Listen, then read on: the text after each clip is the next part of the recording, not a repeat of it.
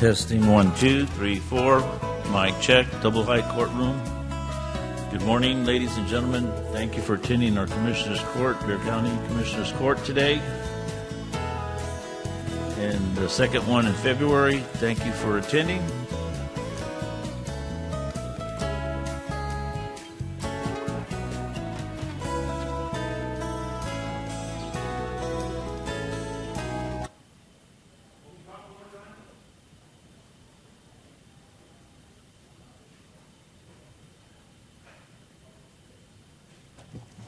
Testing 1, 2, 3, 4. Good morning. I'm at Precinct 3 Commissioner Station. We're good?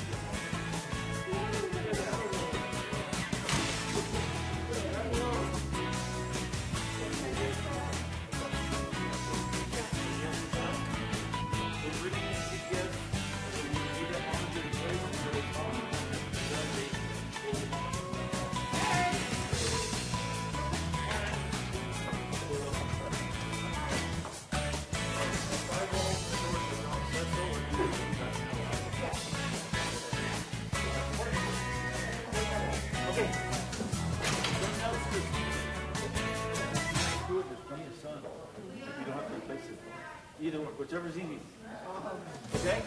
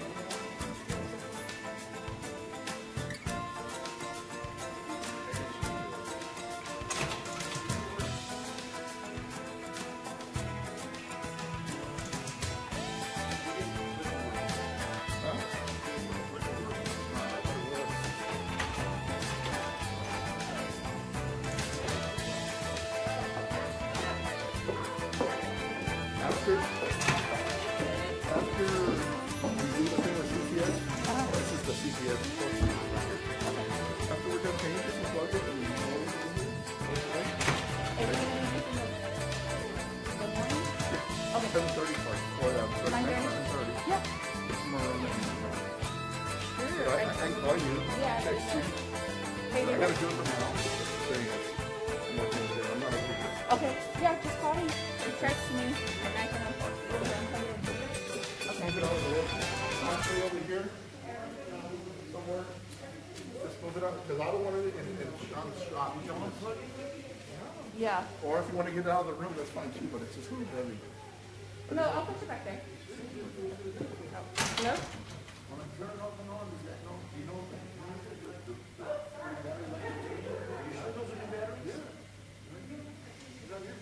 No, I'm leaving you. It's just, it's gone this morning and now it's not.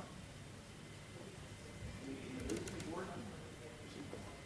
I don't know if we should just go exercise at the PC. Or at the little connection there. Hey, Jesse, sorry, what's up? I do it. No.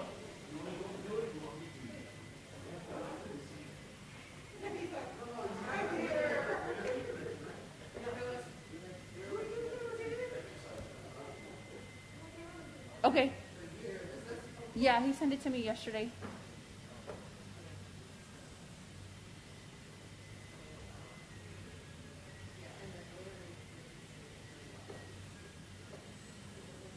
Mr. I need to send it to Mr. Curry. And then, we have court this morning, so I'm in court. We're both in court. I will send it to him. And then when he says yes, yeah, I can shoot you a picture of the card. Okay. Okay. Thanks, you too. Bye.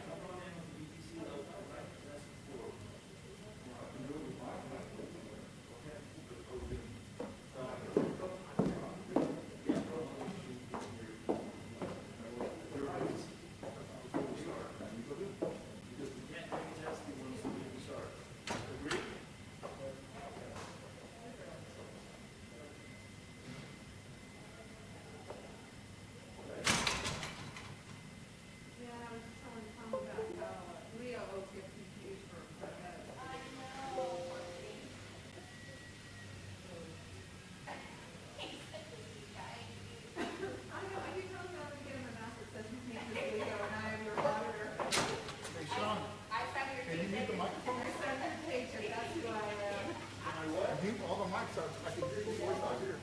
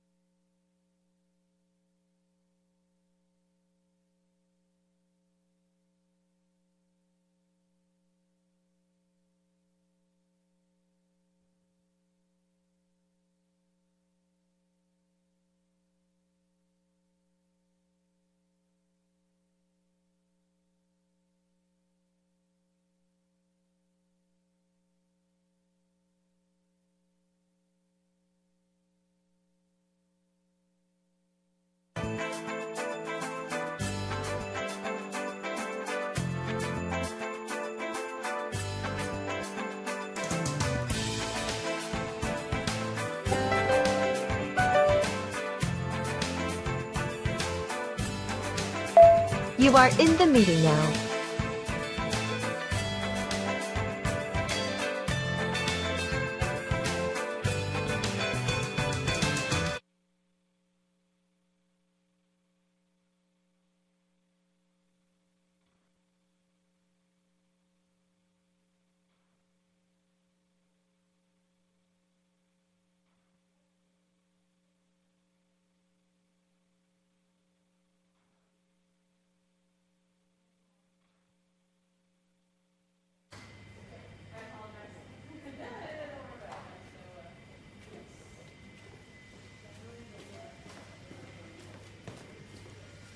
Good morning, Dave. Can you hear me? I'm at the podium.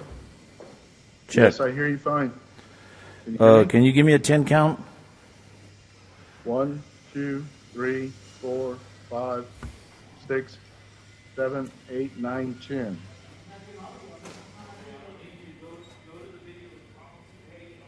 Check, check, check. You hear me?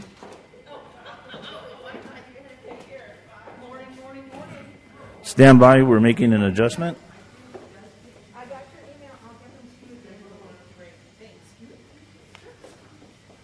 Okay. Go ahead one more time. 1, 2, 3, 4, 5, 6, 7, 8, 9, 10. Check, check, check. Okay. That's better. Bump it up another one or two.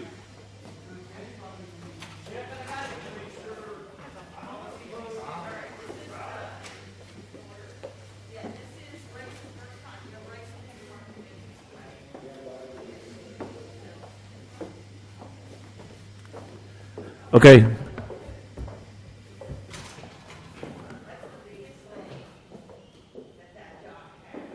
Are we good? Yeah, one more time. Far in VTC audio, Dave.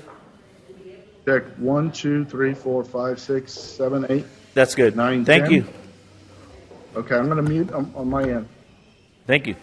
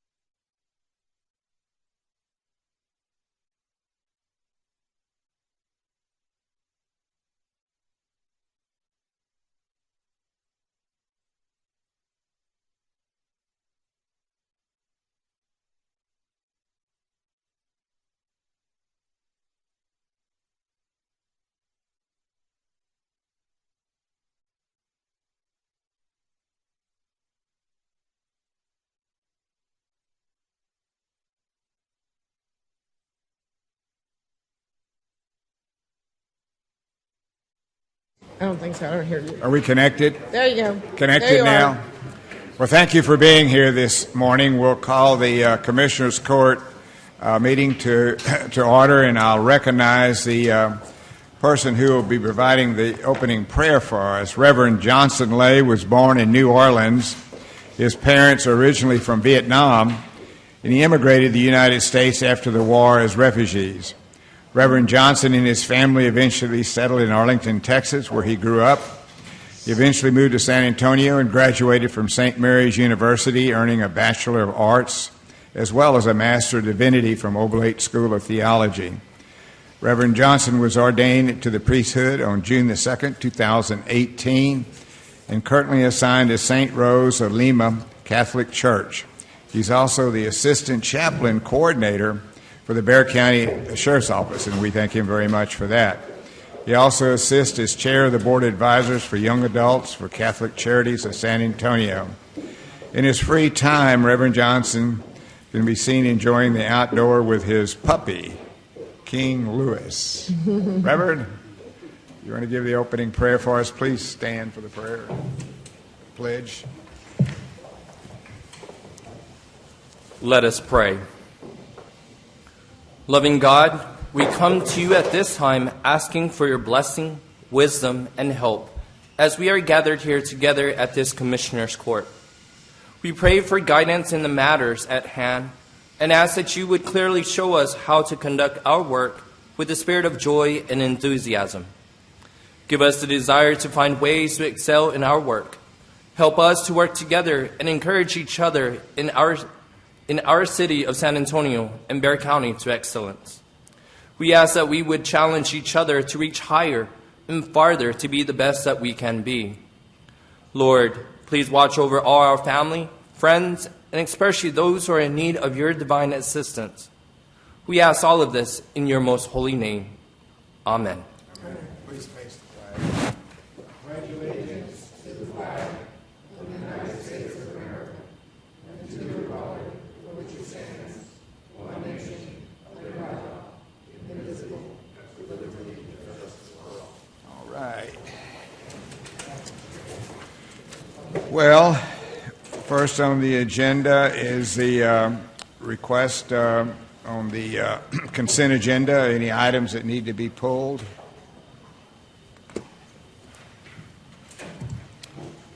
Can we have a motion? Second. Did I have a motion? Did I get a motion? I made a motion. And you have a second? Second. I got a motion and second for the approval of the consent agenda. All those in favor will say aye. Suppose no, the ayes have it. Need a motion for approval of the Commissioners' Court meetings of February the 9th, 2021. Can I have a motion on that? So moved. Got a motion. Do I have a second? Got a motion and a second. All those in favor will say aye. Suppose no, the ayes have it. I don't think we have anybody signed up. Is that correct? Then we'll move on to the first item, which is the Commissioners' Court invites public input regarding a mass gathering permit by the Valero Energy Foundation to hold the Valero, Texas Open Golf Tournament starting March 29th at 7 a.m.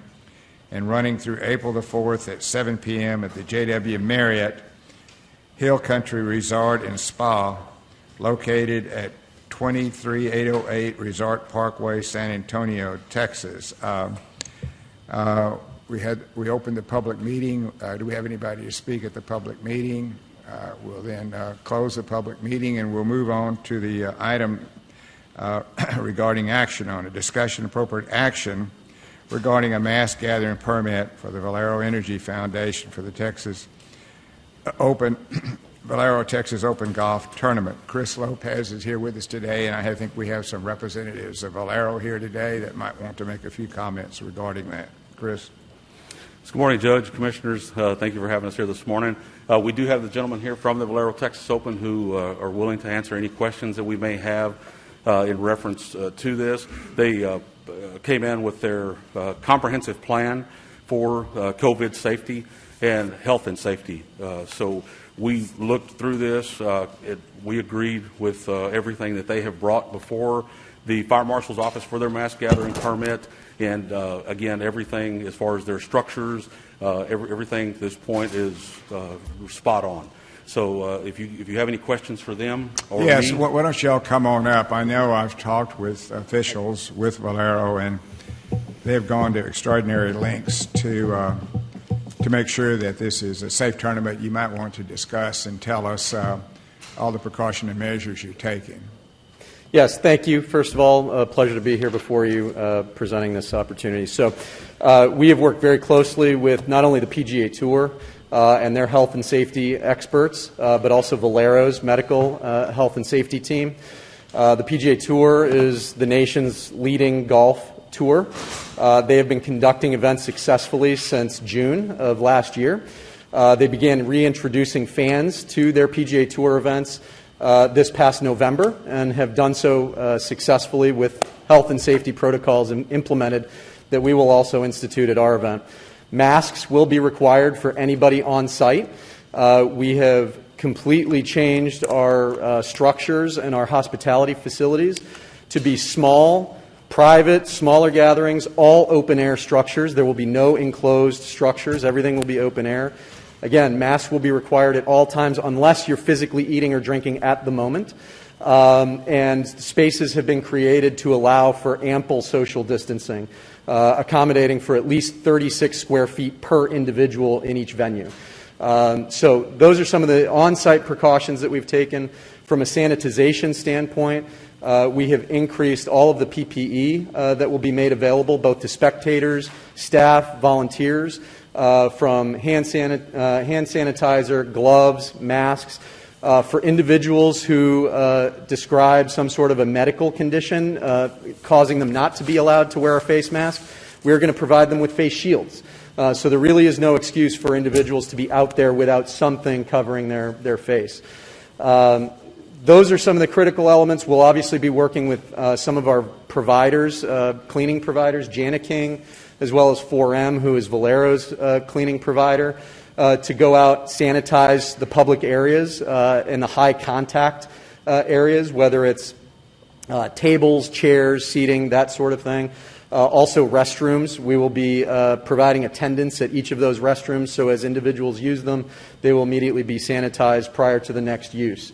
Ted, anything else from your perspective, operationally? I think you've covered it. With our hospitality venues, we've spaced all of these private venues that allow for. Can you move closer to the mic? Sorry. My apologies. We do have some hospitality on the golf course. Those venues, as Larson said, are smaller private venues with 10 to 12 guests that are spaced 6 feet apart from each other. So we're really allowing social distancing for our hospitality guests within those venues. We also are not going to allow eating and drinking within about 10 feet of the rope line of the golf course that keeps the spectators away from the players. So there'll be designated areas where people can consume food and drink and then put their masks back on. Hey, real quick, the other thing I'll add is... Introduce both yourselves. I'm sorry, yeah. I'm Larson Segerdal. I'm the Executive Director of the Valero Texas Open. Okay. This is my colleague Ted Neal, who is our Director of Operations. Okay. And one thing I failed to mention is we are planning, really there are 4 days where we are open to the public, Thursday through Sunday. Those are the official days of competition. And each of those days we are planning for a maximum of 5,000 individuals on site. Which really is a fraction of what we're accustomed to in a normal non-COVID scenario. Well, I'm impressed. I know I've talked with you all several times over the last few weeks, and all of the measures you're taking, we are very appreciative of that. Any other questions or comments or motions? So I hate to ask this, but from a policing effort, because as we know, people get very comfortable and then don't wear their mask. I mean, we've seen it at a couple of different events, whether it's a boxing match or whether it's the rodeo. But I mean, I'm just wondering what you have in place to be able to enforce people wearing masks. Should of course. They have a couple of drinks and then become kind of reticent to put on a mask? So dealing with people that have had a few drinks in them is not something new at a golf tournament. So we are well prepared for that. But so we are blessed to have over 1,000 volunteers that will be out there supporting our efforts. So we will lean on our volunteers as sort of a first line of defense, certainly communicating the messaging of masking up and social distancing. We obviously have a strong relationship with the Bexar County Sheriff's Office, and they will have a very strong presence out there at the event to be sort of that second layer of defense if somebody is, not. So let's hope it doesn't come to that. that, but you're prepared to escort people out if they're not abiding by the, 100%. Yeah, abiding by the 100%. protocol. Okay, That's thank right. you. Thank you. Couple questions, Judge. Commissioner? So we are obviously dealing with a number of variants that are coming into our area. We've got the UK variant that will be the predominant variant by March. Your event is around March 26th, I think. Is that what's Monday, March 29th is 29th. the first, but we won't allow spectators on site until April 1st. Okay, April 1st. So are there matrices by which you're judging if we have another spike, ostensibly because people were in each other's homes over this cold streak, we could have an increase in COVID in this area. Will you all think twice about delaying the event if we see some spikes that come in the month of March? So due to the schedule of the PGA Tour, we won't be in a position to delay the event. The only measure that we would be able to take would be to ratchet back the attendance on site. Okay. So in a worst-case scenario, if things were to spike and we're forced to ratchet back our attendance, the event would go on in a spectatorless fashion. But we would lean heavily on the health and safety and medical experts of both the PGA Tour, Valero, and, of course, Metro Health to make an informed decision on that process. So my last question is, you have to forgive me. I've been a little busy and I haven't had a chance to watch golf on television this year. Yes.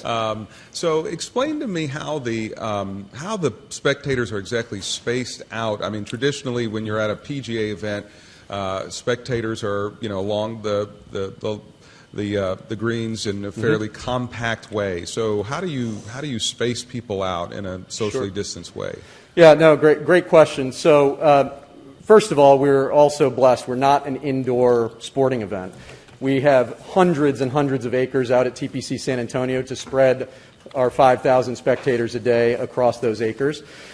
We have actually created a viewing structure that will force social distancing along the rope lines. The areas around the greens and along the fairways, we have actually created private viewing boxes that are limited to up to 8 individuals per box. These boxes are 12 feet by 18 feet deep, and so those 8 individuals will have that reserved box along the rope line to be able to view the golf. Each of those boxes, as Ted mentioned, is spaced 6 feet between the next box. So we have really taken the effort, and this is sort of unique to us. No other PGA Tour event has taken this particular step to really control the attendance along the rope line. And what has been the effect on players thus far? I know we have the Spurs with a number of players out. How have players been affected? Have they had any outbreaks? So, no, as I said, the PGA Tour has been operating successfully since June. Over the course of the last 10 months or so, they have literally administered hundreds of thousands of COVID tests to their PGA Tour players. I believe over the course of that time, only 13 players have tested positive for COVID and been denied the opportunity to compete in that tournament. So they have really done a great job and have quite honestly set the standard for all other sports because they were the first professional sport back. So they set the standard for all other professional sports in establishing that bubble for those players.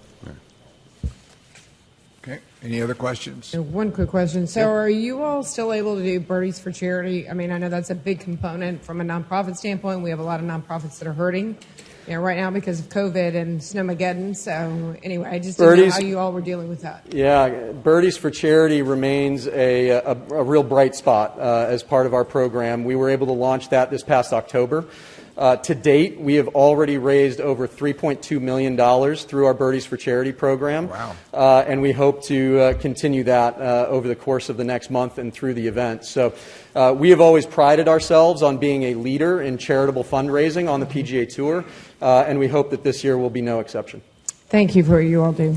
Right. Thank you, Commissioner. Do we have a motion? Motion to approve. Have a second?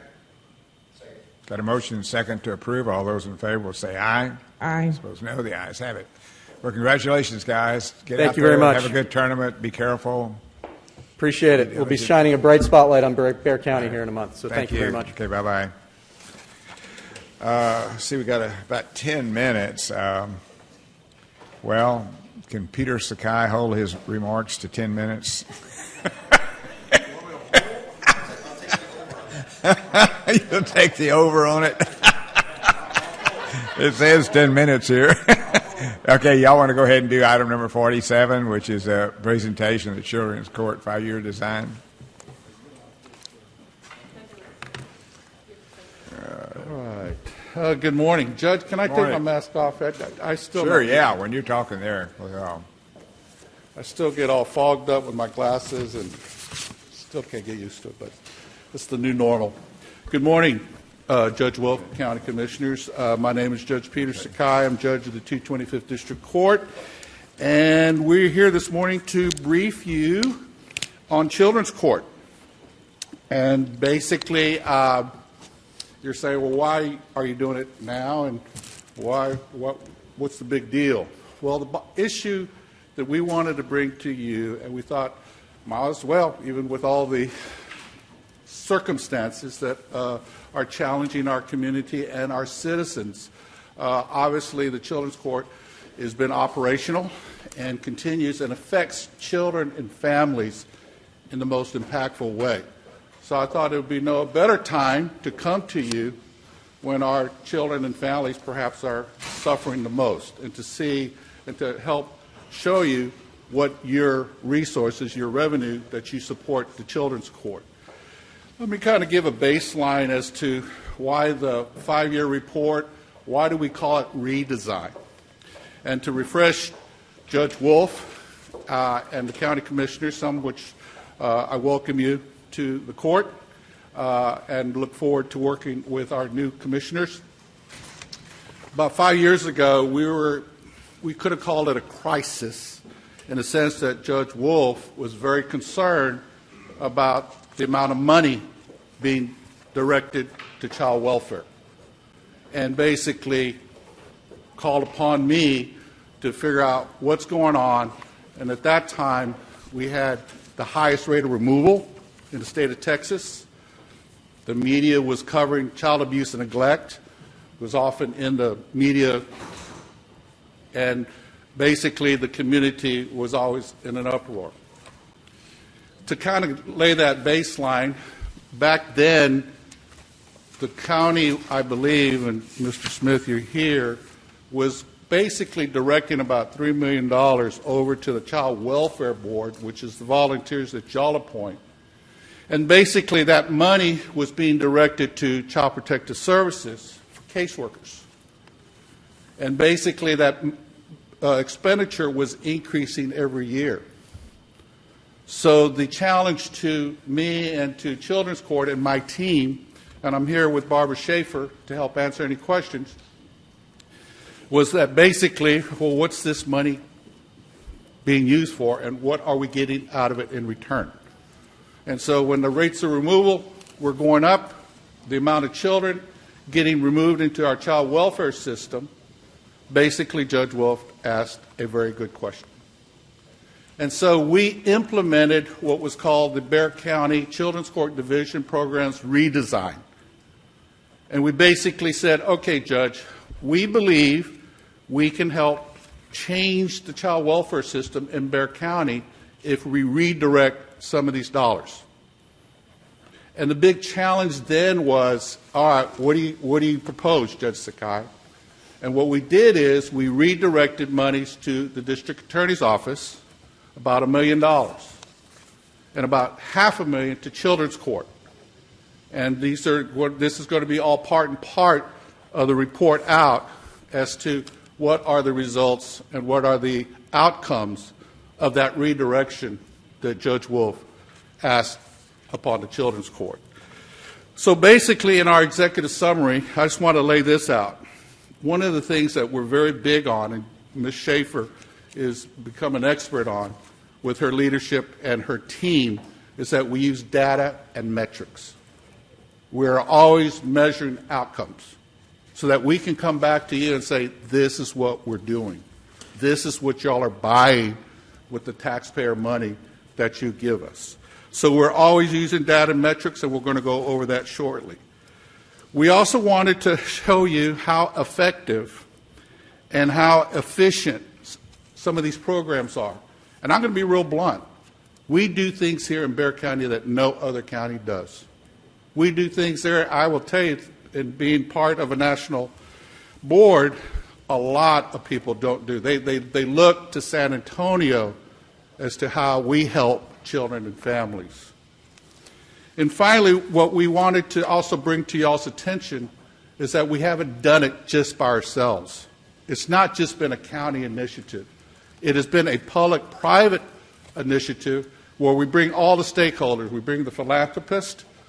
We've been very fortunate to have Judge Wolf, and probably more importantly, Tracy Wolf with Hidalgo Foundation that has helped raise a tremendous amount. I'll be honest, I really have lost track of how much grants and how much money has come in from the federal government, the state government, and the philanthropic community. I would venture to say it is millions. How much? $12 million over this course of time. Wow. Other than county dollars. So let's go into the numbers.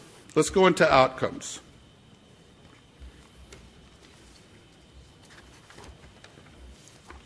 All right, the first outcome is to kind of let you know, well, what happens to these children and families when they come into our child welfare system. Understanding these are children that are removed from their families because of abuse and neglect. We are dealing with children and families at most vulnerable time in their lives, and they're at most risk. And as you can see with the outcomes, 2,211 children within this time period have been reunified with family. And then that's been a big paradigm shift that we focused on with our redesigned program. In other words, CPS is very good about removing children, but we had to work as a court system to figure out how we put these children back. And we're proud to now that just as many children that were adopted and out of foster care, they basically have left foster care, and that number is 261, where adoptions consummated, and then the last one are the children that age out. And we're going to talk about how we help those children that are aging out because they don't get adopted. So the number of lawsuits. Basically, as you can see, we started up in the fiscal year 15-16, which was at first. So as you can see, as you slide over to our most recent, we now have reduced the amount of CPS removals because of the programs that we're initiating. We're going to get into that. We're going to hopefully get to do that within this time period and answer any questions you may have. Let's go to the next slide. Number of children removal. As you can see, back in the fiscal year 16-17, when Judge Wolf was basically calling me into his office going, why is Bexar County got the worst numbers? To be real blunt with you, it was because we had a system that was very reactive to child deaths. And I will tell you, anytime a child death occurs in this community and the media puts it on the news, people are hollering, why did it happen and whose fault it is. And unfortunately, most situations, the finger is always pointed at Child Protective Services as to how they screwed up. And so we basically wanted to refocus, and use a court-centric process to help the removal of children. And what was fundamental, let me kind of go back into the weeds for y'all. Remember that $1 million that y'all redirected from child welfare to the district attorney's office? The most significant part of that at that time was to create an intake division within the children's court staff attorneys. In other words, attorneys dedicated to look at the particular cases that were coming in. In prior history, the DA's office took whatever CPS did. So if they removed, there was no checks and balances. We now have an intake process because of that redirection of dollars that helps CPS understand you don't necessarily need to remove children every time children are at risk. There are situations where we can keep children in their home with either court orders, without removal. There's a thing called family-based, and we can get into the weeds of what that means. But the bottom line is we have lowered the number of children. Now, it did kind of tick up, and We don't know. I think our current year shows that it's going to be pretty static, and we don't see a significant increase even in light of the COVID-19 situation. We kind of touch on what COVID is looking like for our families and children in regards to abuse and neglect. Next slide. Children's court hearings. And this is where the court really does have its impact. The number of hearings have significantly come down. And that's because now, through leadership training that the children's court team, through Barbara Schaefer and our two associate judges, Judges Richard Garcia and Judge Charles Montemar, we are trained now to look at to see why do we need so many hearings and why does everything have to come into the court. And so it's created a better relationship with Child Protective Services because we've helped empower them to make the right decisions and not always have to run to the court. Because if y'all recognize, it's the same thing in criminal justice. Any problem in your community, you run to the police or you run to the sheriff and you ask them to fix it, right? Homeless, run to the police and always have them. And so what we've tried to do is try to reduce the reliance on the court system, and that is only done through training. So we go to the next slide. For those that are like, Judge, why do we have such a big problem? So we go to the primary reasons for court intervention. Let's go to that slide. And as you can see, if you need to explain this to your community, the big issue is always drug and alcohol addiction. And unfortunately, we do have some really great providers, Alpha Home, Lifetime, Volunteers of America, Rise Recovery. We have some really great treatment, but the bottom line is we do have a significant issue that isn't committed to a certain part of this town. Drug and alcohol addiction is in every precinct, I guarantee you. How the families and the community deal with it is obviously another issue when you overlay poverty and the access to treatment. That is one of the biggest issues that we're still having to deal with, and why we come to you as county commissioners to say we need to support these programs, because that's how we provide access to the people most vulnerable, the people in poverty. The other issue is family violence, and obviously y'all are well aware of the Collaborative Commission, and we're trying to basically incorporate with the leadership of Commissioner Justin Rodriguez. We've helped create some new programs, and we're not going to address that today. That's another presentation. But family and domestic violence is, in essence, a plague, and we're going to have to just work hard to try to deal with that culture of that domestic and family violence. And we even see it. There's a little article in the paper about how it permeates even within law enforcement and how it devastates them. Finally, mental health. And we know, I see our Center for Healthcare Services people here, and we know that we definitely have a lack of access and resources for mental health. Although I will tell you, we are focusing on it.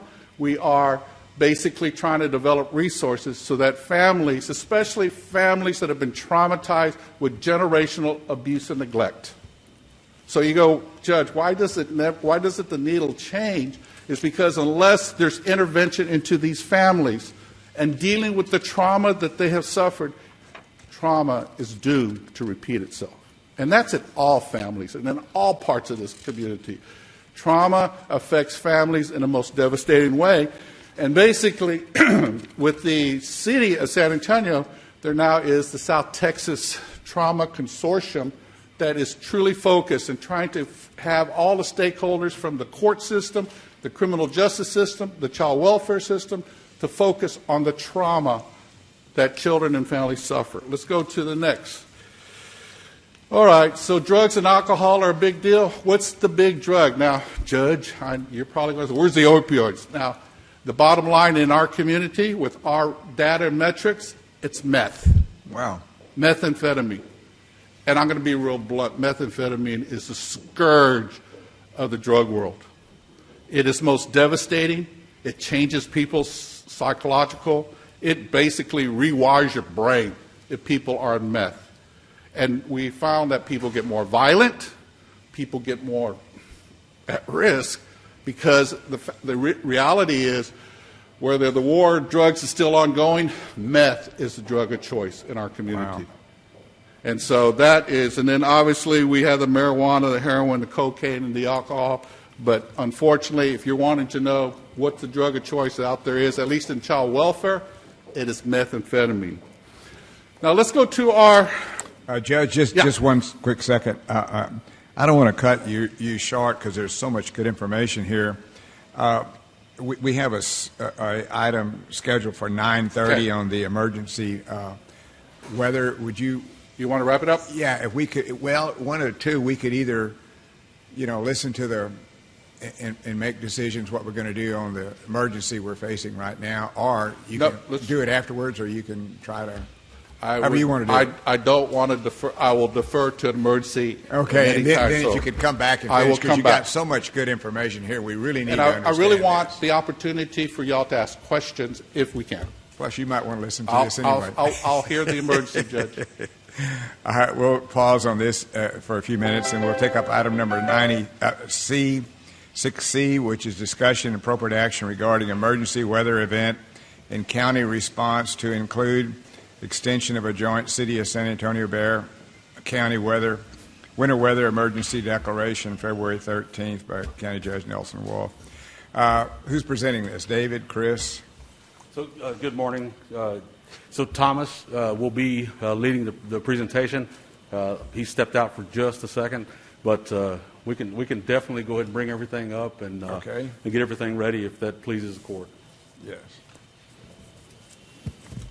Hey, Chris, you can go ahead and take your mask off because it's hard to hear. Yeah. Thank you. And I've had my vaccinations. While we're waiting, if I could just extend a special word of thanks to multiple staff from multiple offices and departments for the work they did. Fire Marshal, Emergency Management, Public Works was on 24-hour rotation to deal with our roads.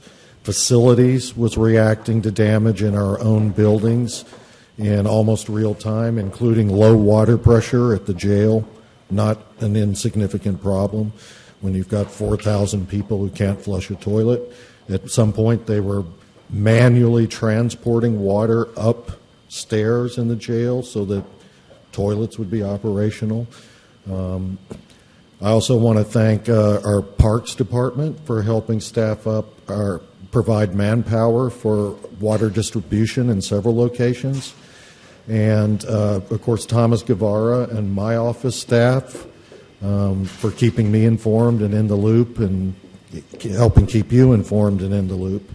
And finally, I want to give a special shout out to the members of Cadet Academy Class Alpha and hotels who helped provide manpower over the weekend for 2 county water distribution sites. I've spoken with the lieutenant in charge of the academy, and despite them losing a week to weather events, he's going to try and make that up so they graduate as scheduled. And so to those young men and women, I just want to say welcome to Bexar County, the Bexar County team. And with that, I'll turn it over to Thomas. Okay, Thomas. Thank you, David. Judge, Commissioners, for the record, Thomas Guevara, Chief of Staff. To the County Manager, I'm accompanied by Chris Lopez, Emergency Manager and Fire Marshal for Bexar County. The following presentation is a timeline and recap of the county's response to Winter Storm Uri. The presentation will outline the county's preparedness for this winter event, the county's shift to additional emergencies following the prolonged outages, and our current recovery efforts and recommendations. We will provide both high-level timelines and an attempt to provide a more detailed... Sorry to interrupt you. There's some construction going on outside. Can you speak louder? Yeah, thank you. A little closer. We'll also provide both high-level timelines and an attempt to provide a more detailed day-by-day account of the major tasks that were undertaken by staff. Next slide. So on Tuesday, February 9th, Bexar County Office of Emergency Management, or I'll refer to them as OEM throughout the presentation, began to track the winter storm. As you can see, the forecast beginning on Tuesday for a winter advisory did not include Bexar County at that time. But as the week progressed, the county was included first in a winter storm watch on the 11th, and by Friday we were included in a winter storm warning. Next slide. This slide is an overview of key points along that timeline. On February 9th, again, OEM began tracking this weather system. By February 12th, the governor had issued a declaration of disaster for the state. By February 13th, the forecast for the county began to show potential for snow beginning Sunday night. Public Works had moved to a 24-hour operation as they executed their winter. Here, I want to make sure we get this timeline right and how much time we had to prepare for this. Friday, February the 12th, we were warned that we would get 22 degrees. Is that correct? That is correct. That was Friday the 12th. Yes, sir. And when we had the snow, that was Monday. That was forecasted for Monday. That was for Monday. So we had Friday, Saturday, Sunday. So February 13th, Judge, that Saturday, that's when we first received the forecast for potential snow up to 2 inches. Yeah. So again, Public Works, beginning earlier that week, had already planned to go to a 24-hour operation. So they were able to enact that on Saturday. Wait, then I had it wrong. You got your first warning really on Thursday, not Friday. Correct. I'm just trying to count days that we had to get ready for this. Yes, sir. You knew Thursday that we were going to get a Thursday we were in a winter storm watch. Yes, sir. winter storm watch. We knew Friday. By Friday mid-afternoon we were 22. Yes, sir. We knew Saturday a major winter storm.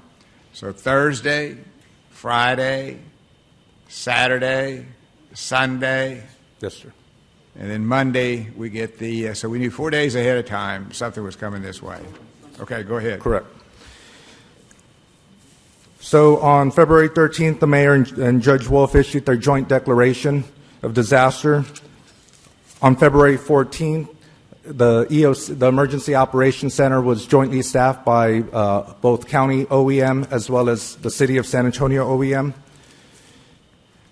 By the 15th, our county facilities department, at the request of CPS Energy, started to curtail their power load here at county facilities that were mostly administrative buildings. We tried not to touch our critical infrastructure at that point. By February 17th, we were already issuing our second amended order for both the city and the county in regards to price gouging. If we can go to the next slide, please. This is an overview again of those disaster declarations. One addition to this slide is February 20th. Both the city and the county executed a second amended local disaster order that allowed us to extend this event by an additional 7 days. I'd be remiss if I did not mention the county clerk's office. As you recall, this was a long holiday weekend as well as the county closures, so their ability to file these declarations remotely by keeping their staff safe was instrumental. Next slide. Thomas, can I ask you for just a, yes. As we're doing this overview, what I need a clarification on, I know years back, and maybe Chris, you can chime in on this, there was the joint city-county emergency command set up. At what point is that engaged, and who are the point of contacts for the city and the county on that? It just seems like there was some lack of coordination in the initial response, and I'm just trying to remember who are the responsible parties for each one of those. So on the county side, and I'll let Chris address this a little further, but on the county side, Chris, as your emergency manager, is the point of contact for that joint operation. The city of San Antonio has their points during this event. That point changed a bit, but I'll let Chris go into a little bit more detail on that. Yeah, thank you. So yes, Commissioner, to your question, the City-County Emergency Operations Center, we do have employees who office out there every day of the week. They are out there. We right now we have 4 folks that are out there full time, and between the fire marshal's office and that office, I'm out there during a disaster or an emergency where we stand up the Emergency Operations Center. I'm out there full time with our troops.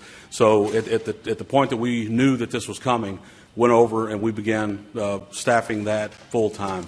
We had our folks that, and of course myself, we stay overnight in the EOC, since it does have the capability to have electricity and water, kind of regardless. And who is your counterpart on the city side? Pat Zepeda.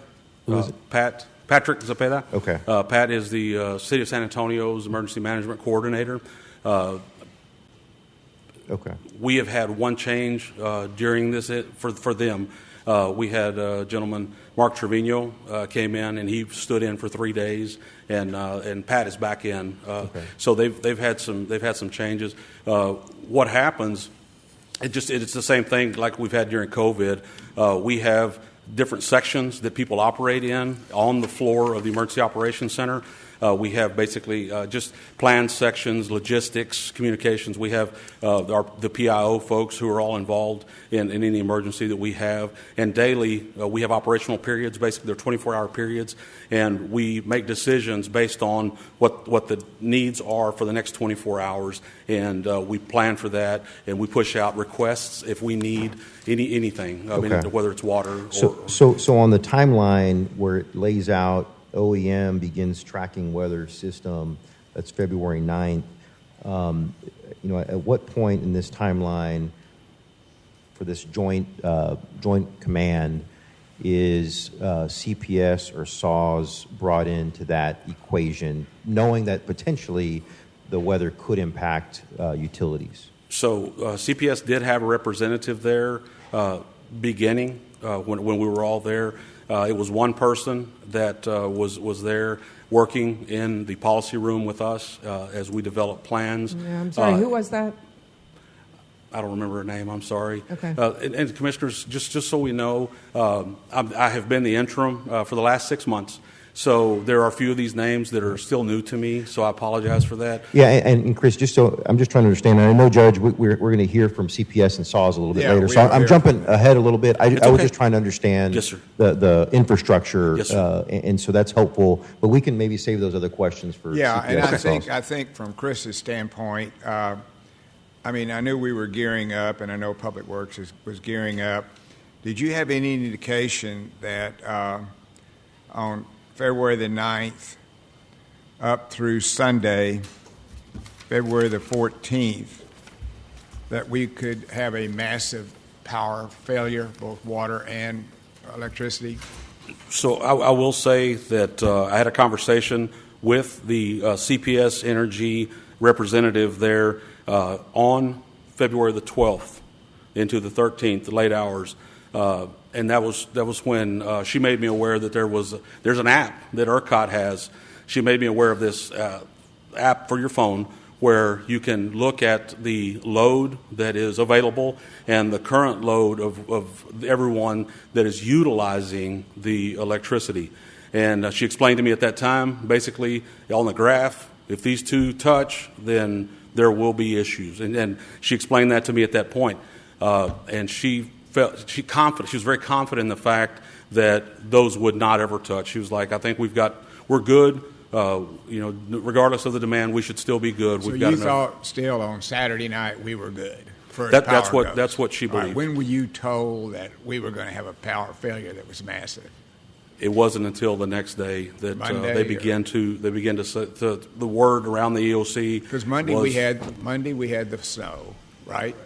Yes. So when were you told, hey, you're going to be facing a massive power failure? It wasn't until Sunday night and a Monday morning whenever we had sometime ice. Monday you were told that. Yes, sir, that is correct. Judge, like everyone, I woke up Monday, started dealing with my own issues at the house, but when I checked my email that morning, I had received something from CPS at around 6:30, an email that indicated that the whole grid could go down.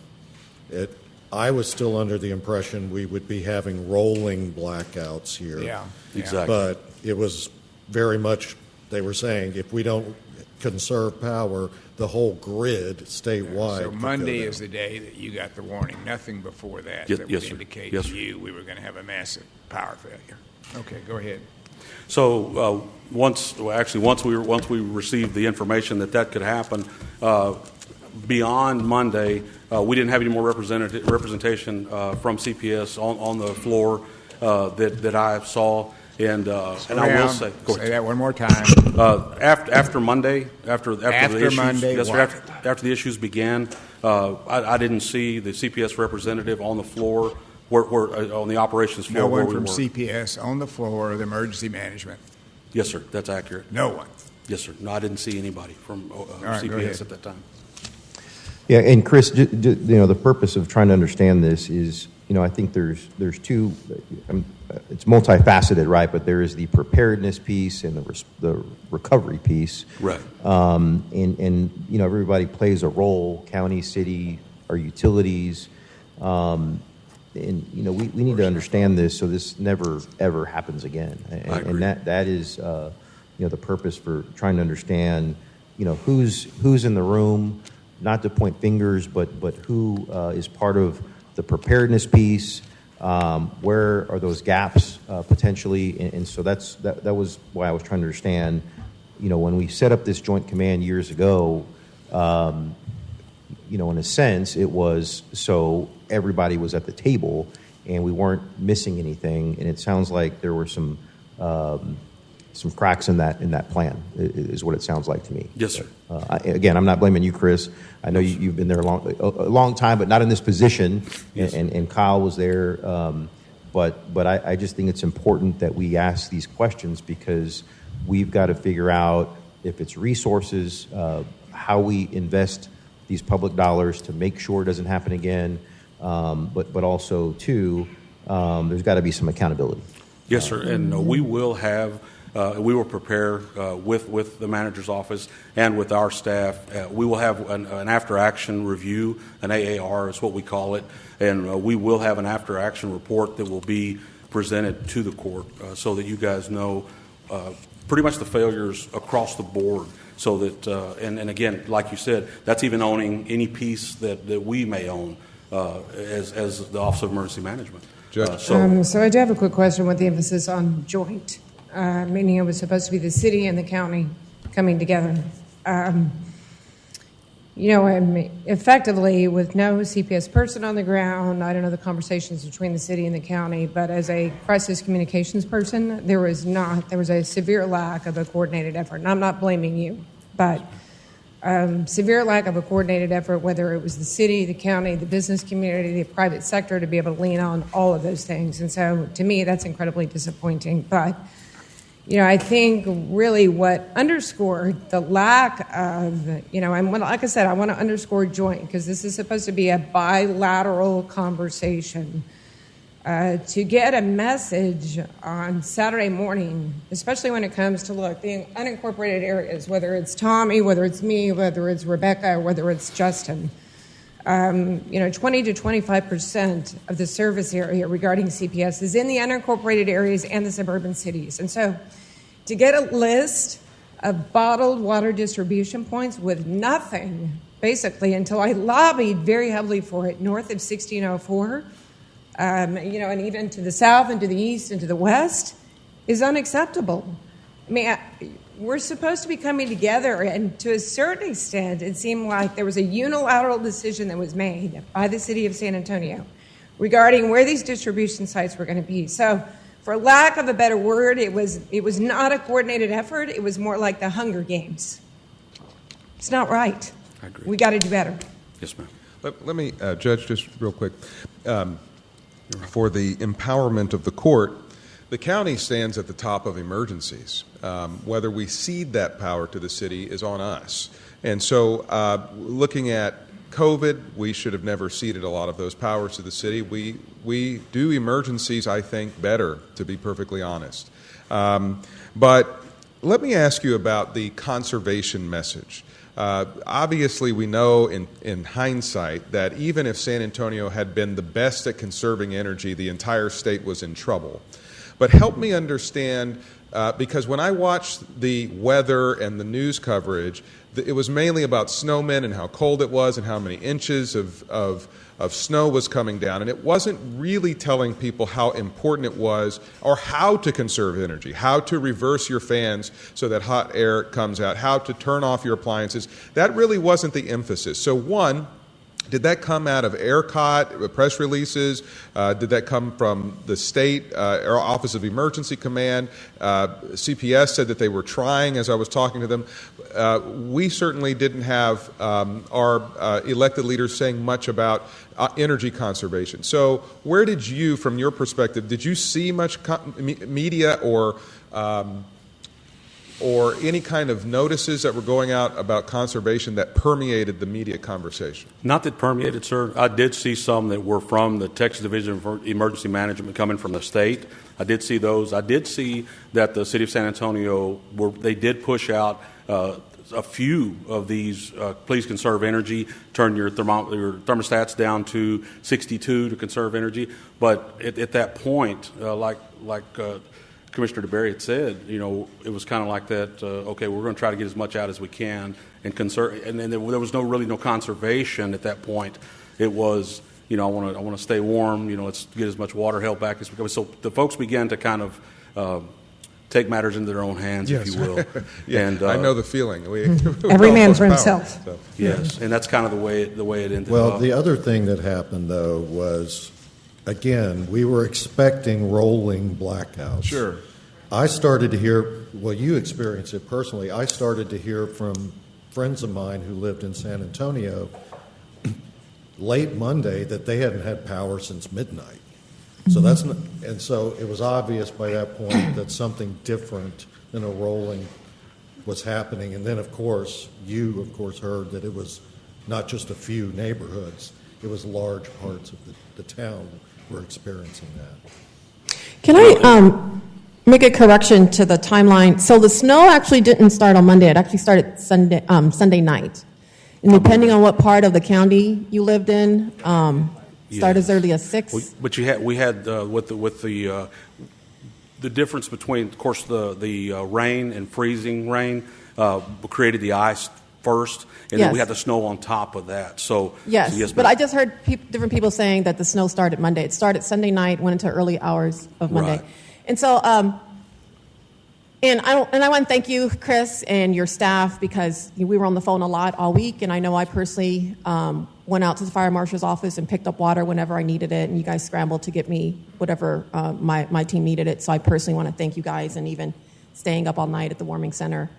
So I really appreciate that, the work you did for our constituents. So I guess the question I have is, when you guys are in the joint emergency preparedness place at Brook City Base, and you start getting, and she showed you the app saying, if these two hit, then that's a problem, but I don't think this is going to hit. But when you guys realized that this was going to happen, then what are the next steps to do that? So when CPS realized this is going to be a disaster and a fiasco, then what? You just wait and bunker down? And not you, Chris, I'm saying that the team of the joint. So basically and to Commissioner Calvert's point, some of what should have happened should have been really a power push for letting everybody know. And when I say power push, I mean I'm talking the message itself should have been out to the masses. And unfortunately, we as a society, I believe, and this is just my opinion, have become over-dependent on social media. I do believe that one of the things that I will bring up in our after action is that there are and there remains a large segment of our population who still really only get, if they don't get it from television, the radio is the only place that they're going to get these types of alerts. And whenever we have, really this type of situation or disaster, we have to make sure that we have the infrastructure in place to communicate, not just from where we're at as far as pushing out for the PIO's office or anybody, but directly from us at Emergency Management. I think that we should have something in place at the EOC where we are actually on the radio maybe every hour or so, depending upon the need, right? Depending upon what the crisis is, letting our folks know that you should, tune into AMX, whatever that is, and we will give you the message and let you know that guys, this is going back down to the very roots of what we have as far as communication, because pretty much everybody can have a weather radio or everybody can have an AM radio, and we were able to push that message out on that platform. And that's just one suggestion. Hey, Chris. Yes, sir. I think maybe one focus of the question was how involved was the joint operation in the power decision making?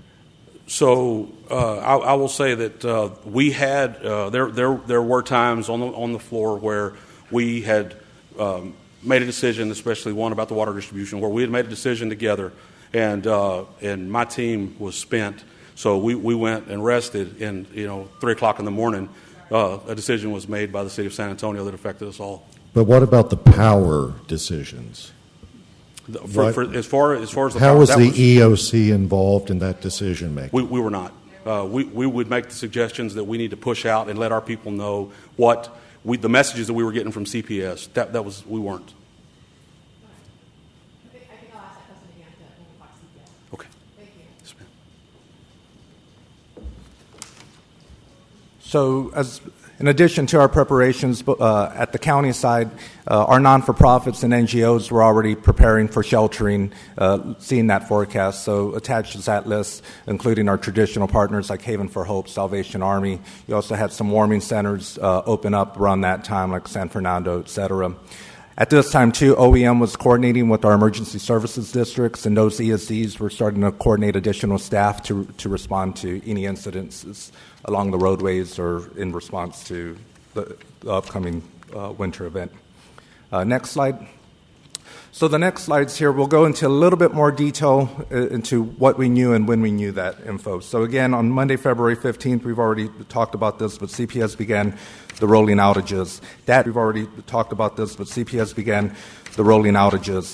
time, however, those outages were prolonged compared to what we were expecting.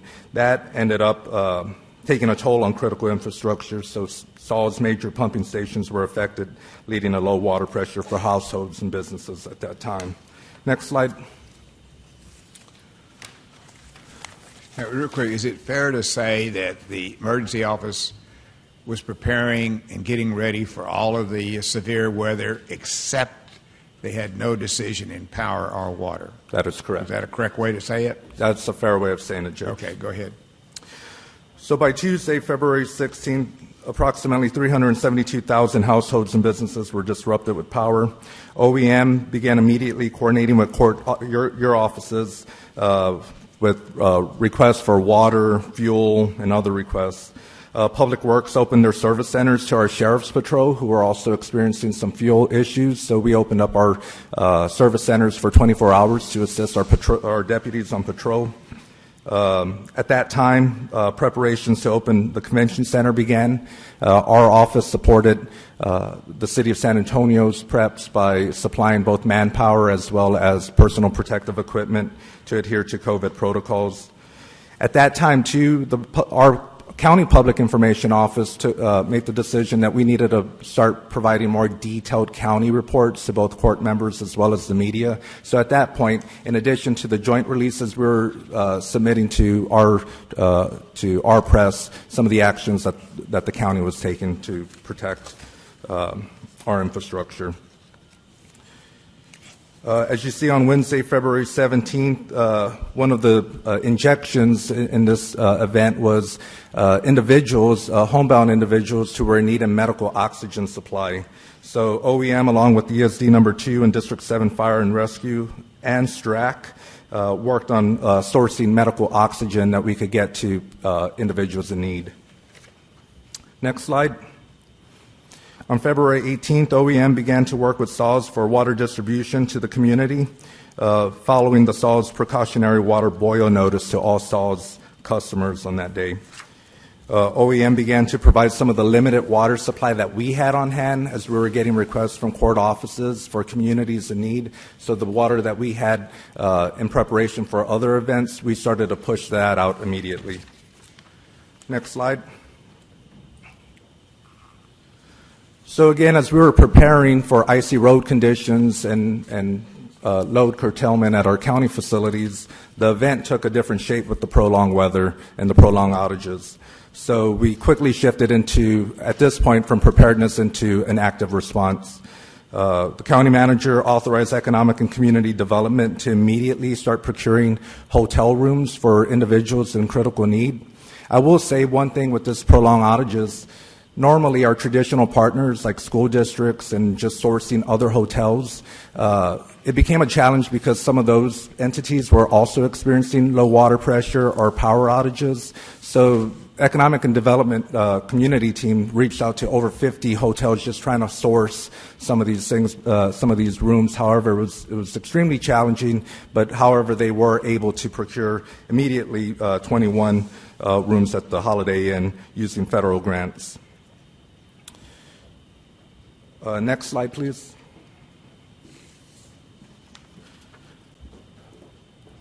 Economic and Community Development also, again, and I want to thank their staff. They were out there in their own personal vehicles in these icy conditions as well. But again, responding to the shelters that had already set up, these shelters were also experiencing low water pressure, no water, no power. So Economic and Community Development, they were receiving requests for generators, fuel, water, toilets, et cetera. So at that point, we were trying to source that any additional resources we could help our current partners, much less expand existing shelters.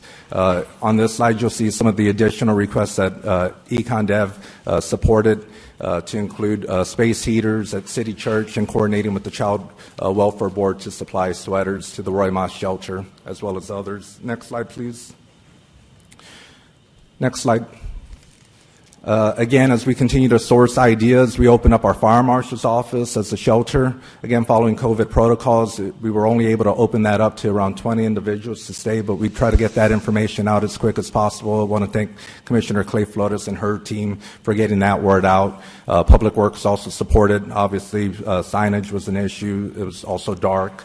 So we wanted to make sure people knew that that location had been opened up for folks in need of some reprieve from the weather. City of Converse, Commissioner Calvert, thank you again. City of Converse partnered with Judson ISD to open up a shelter there at their gymnasium. Again, our county OEM as a resource provided PPE equipment to address health protocols. Next slide, please. Again, these are just a fraction of some of the things that your OEM team was doing day in, day out, hour by hour. Again, we continue to coordinate with the Sheriff's Office, our ESDs, our county departments for logistical issues as they were coming in. And I want to take this time to thank court members and your staff. The information y'all were getting from your constituents and pushing that either to the county manager, Chris, myself, or the PIO team, Monica and Tom over there, was greatly needed, and it got our team able to mobilize a little quicker as we started to deal with the issues out in unincorporated and with our suburban cities, as well as some of our neighborhoods in the city of San Antonio that y'all were receiving requests from. At this time, too, our Public Information Office started pushing out PSAs regarding the increase in carbon monoxide poisoning that our area fire departments were receiving. Obviously, people looking to try to maintain some kind of warmth in their home was starting to lead to some of these issues. So our team tried to put out some PSAs to just remind folks about those safety requirements. Next slide, please. So in addition to our external response, this is just a fragment of what our facilities team had to endure during this event. Again, we had to respond internally to protect our own county infrastructure assets here in our county buildings. I won't go through all of these point by point, but I will recognize a couple. Obviously, we had water line and domestic frozen water lines, I should say, as well as low water pressure in some of these areas. At this time, I want to recognize the Sheriff's Office. In addition to our sheltering needs, they saw fit to open up our work release facility to allow for their staff, UHS staff, and the Celrico staff that were on that 24-hour on those shifts to allow them to go and get some rest and recovery so that they weren't driving in that condition. So I want to recognize the sheriff and their foresight by opening up that facility to keep our employees safe. Next slide, please. Again, just some additional facilities. I would like to highlight the effort at the main jail in South Tower. So the response to the ADC water pressure issues was extraordinary. facilities had to manually shut down non-distribution lines and the cooling system in order to preserve what pressure remained for essential needs such as toilet flushing. Water had to be boiled for water consumption, and due to the reduced pressures on the upper floors, both Sheriff's Office and our facilities team had to physically ferry water up to those floors, manually collect those and ferry those up, where we were housing 1,200 inmates at that time until pressure could be restored. So systematically and with caution, facilities slowly recharged the pressures in the branch and distribution lines to avoid a complete failure. We were then able to restore power levels to the domestic water supply and then water serving those boilers for the building heating. Finally, we were able to restore domestic water to the upper floors. This process in total took 2.5 days for our facilities team to get that up and running. And in conversations with Dan, I think that's the first time, at least since I've been here at the county, that they've actually ever manually had to shut down and repower the water system there. So want to give Dan and his team some credit, as well as the Sheriff's Office. Next slide, please. So we kind of hit on this earlier, Commissioner DeBerry, and I want to thank you as well for your help. Again, Saturday morning we wake up, Coast is issuing a press release for the establishment of these distribution sites. At that time, there was only 2 on the list in unincorporated Bexar County. With the help of Commissioner's Court and trying to identify additional sites, we were able to, at least by midday Saturday, announce 3 additional sites to be open first thing Sunday morning. So again, I want to thank the court for your help in getting that out. I also want to thank the Bexar County Information Technology, GIS department. One thing that was lacking in the initial announcements was just a map. And so our team created a map so that we could share with residents what the nearest distribution site would be for their locations. Next slide. In addition to our own water distribution efforts, jointly, economic and community development, along with business leaders here and others, help supply additional water out to communities. Initially, I think this slide is the initial stats for that effort. Again, some of the water was donated by Silver Eagle. We were able to purchase at cost additional water from Coca-Cola to supplement the supply that we had at OEM, and that helped not only get delivered to area shelters, but also homebound residents in need. Next slide. This is a little bit more comprehensive look at that water distribution on the economic and development side. Again, totaling over 26,000 cans, 1,100 cases. So again, and some of the folks who were able to benefit from that, those individuals in need. So a big thanks again, and I would also like to recognize the Community Arena Board for their assistance. Next slide. I'm going to turn this back over to Chris. These are just a few resources for both state aid and federal disaster assistance, so I'll ask Chris to speak to this. So in every disaster, we have this portion, which is recovery. Just wanted to briefly give you all just a little bit of what we have at our disposal to maybe help some of our citizens. Some of what I'll talk about, our PIO will be pushing this information out. We'll have it on the Emergency Management and the Fire Marshal's Office website as well. The first one is the STEER program. Basically, that one is one that is run by the Texas Division of Emergency Management.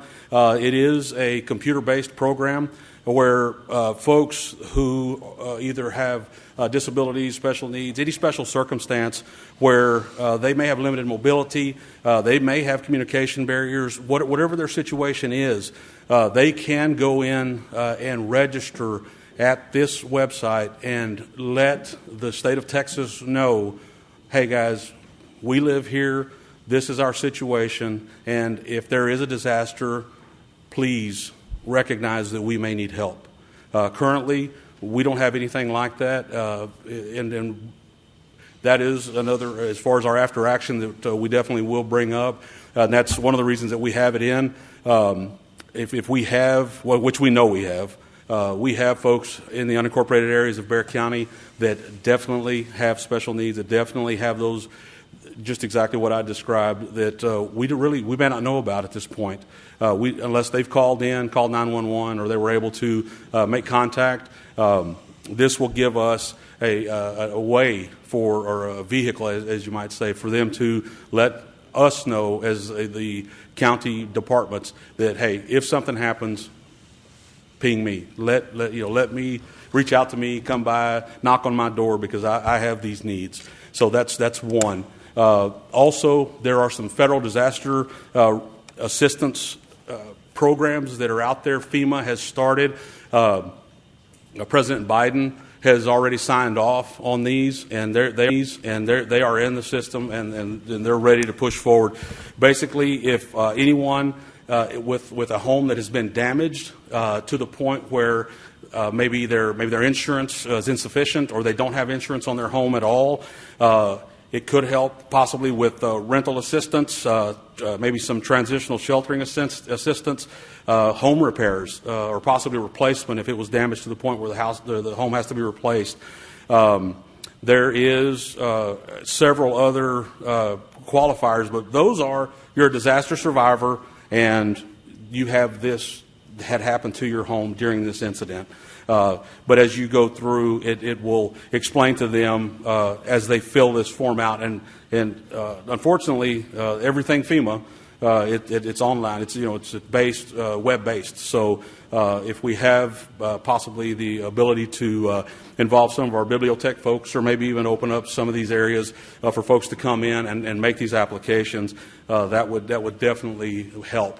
The other program is one that the Small Business Administration has. They will do low-interest disaster loans. So if someone owns a business and they have suffered loss, whether it be with the building structure themselves, it could be machinery, equipment, any of their fixtures or their inventory possibly, this program would assist them in helping to move forward. Again, it's with maybe a low interest loan, and I think those are up to $2 million each for the ones who qualify. So those are some of the programs that we've identified that we believe would help most for our constituents.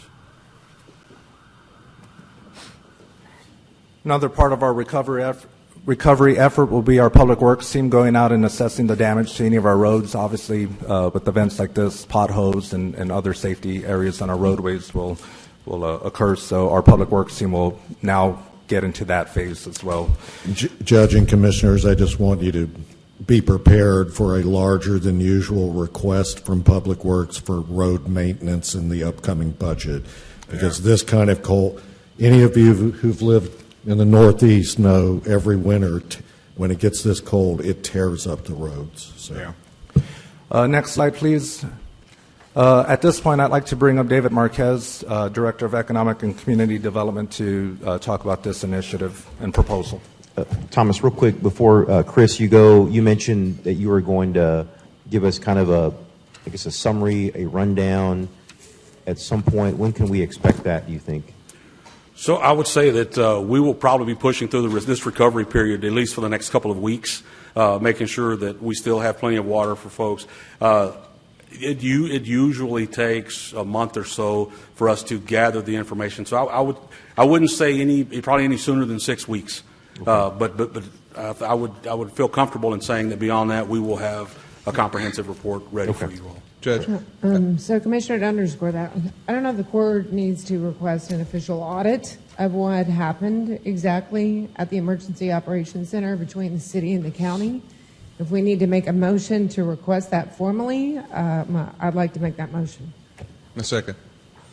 What is the motion again? The motion is to ask for and request an official audit of what happened at the Emergency Operations Center between the city and the county. Yeah. Yes, I second that. And I'm supportive. I guess it would be a question of who would perform that, Judge.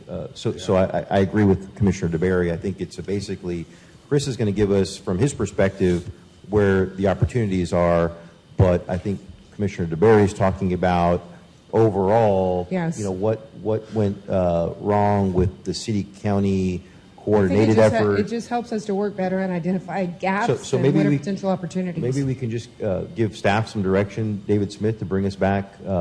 Shortcomings. Yes. Yes. David, can you put that together from the perspective of the county and Chris? Where do we see the shortcomings in the operation of the joint? Absolutely, we can do it from our side. We were going to do that anyway, and that'll start with me on down. Okay. So Thank where you. if I should have made a decision earlier, I want me or my successor Okay, to why know don't how you to do try it to have better. this little report next Commissioner meeting? Calvin. Yeah, Judge, there's a couple of things that have not been detailed, and that is the level of our training. The very first conference that I attended as a commissioner was the Safe D conference, which is for firefighters and emergency responders. It was very helpful to me. It's not a normal menu for a commissioner to go, but because I oversee emergency services districts, I wanted to more deeply understand how to deal with emergency services districts. Every commissioner and the staff need to make sure that our training is keeping up to date. The level of training that goes on at the Texas Association of Counties and urban counties is okay. It will give you some familiarity. Perhaps the best thing they do is provide you case studies of what has happened in hurricanes or what have you. But let's just be real.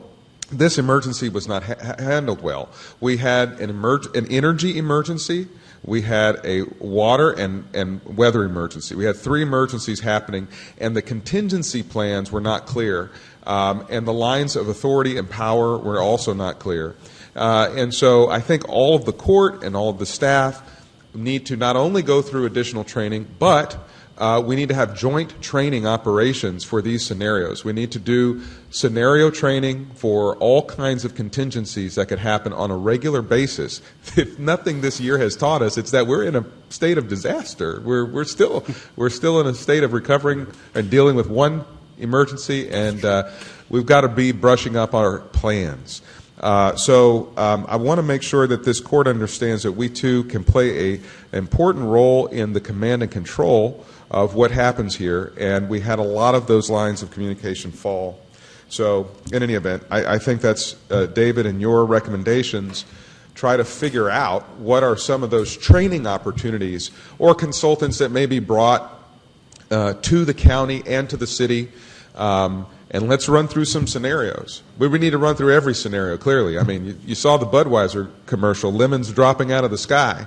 There's lemons coming every day. So We'll put that in as part of your deal. What do we need to do in training? And then I would also like to know a little better understanding of how we coordinate with our emergency districts. How many do we have?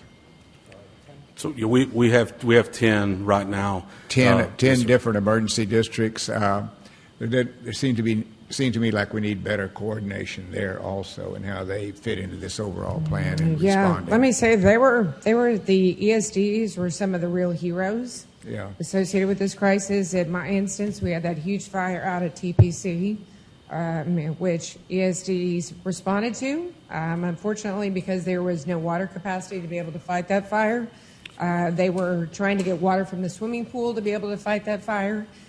They were resorting to water from the JW Marriott to be able to fight that fire. I consider those volunteers with that system, with ESDs. There was not a loss of life at that TPC fire because of those firefighters. So to your point, Judge, yes. Look, I mean, emergency preparedness is holistic. It's, what resources are we drawing upon across the county and across the city to be able to be better prepared for this?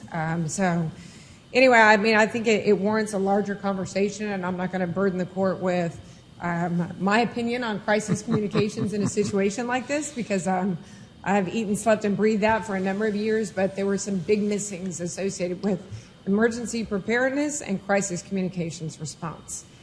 We all work on that, looking at it from the county's perspective of how we felt things didn't work as well as they should. But I do want to thank you, Chris, and Public Works did a huge job out there trying to protect her. I think we closed over 249 different roads, and I know Renee is here, and she did a wonderful job there responding. So I think that a lot of the work y'all did was very good. I don't think any of us understood and I still don't understand, what happened between ERCOT and CPS, and there's been so many different statements made. I'm not sure exactly what happened there.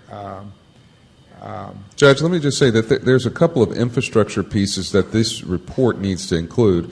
We need to have of what needs to be backed up with our energy. How much money is that going to cost? We need to look at it as infrastructure. It is critical infrastructure. Our water, also our staffing, because, we had to go through. So when we have these kinds of emergencies and your department needs more people, who are the departments that have to kind of drop what they're doing and get into the mix to help the staffing of emergency aid and other needs? So I think we need to look at the infrastructure we need to create around, these weather events, which are going to be happening maybe multiple times a year. Yeah. So, Judge, if I could add from an audit standpoint, I don't know if there is an external resource we can go to, because I think in an instance like this, it's only natural for not only the county but the city to say, hey, CYA. So if there's an external resource we can go to be able to help out with this audit, I think that would be beneficial, because we need a true story of exactly what happened. Secondly, great idea. Because we've had large conversations, and Commissioner Clay Flores and I had a conversation about the unincorporated areas and the suburban cities being kind of forgotten in this whole equation, because this issue doesn't just extend, I said this yesterday, to the city limits. It extends all the way to the county line, Absolutely. North, south, east, and west. And the unincorporated areas, as well as the suburban cities who don't have bonding capacity or the infrastructure probably to deal with this like we do, were really kind of forgotten. I mean, we all individually had to advocate for our constituents. So, long term, I'll be taking a look at what does the expansion of the CPS board look like regarding county representation on that board. That's long term. But we probably need to discuss, and I'm happy to make the motion, that we need to bring on some sort of energy consultant to the county.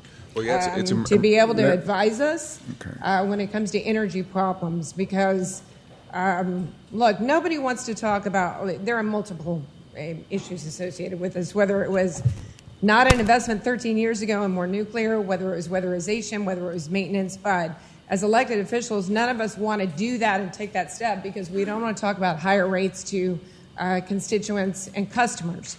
But we're seeing, really, we're paying the price for what we have not done to make sure that we weren't weathering this kind of crisis the way that we did. So I guess my motion is, David, to look into perhaps an energy consultant so that the county, those in unincorporated areas and suburban cities, are in the mix when it comes to energy and the decisions that we're making on energy. So I'm happy to entertain a conversation. I think, Commissioner, it can be perhaps included in one consulting firm, maybe not, but it really is an emergency preparedness, an evaluation of the audit of what happened with respect to power. Well, I think it's just our overall response. But I still think, Commissioner, look, we were left out of the equation when it came to energy. We don't have any representation on the CPS board. So I think we've got to have somebody who's advising the court related to energy, because it's going to continue to be an issue. I don't disagree. I'm saying that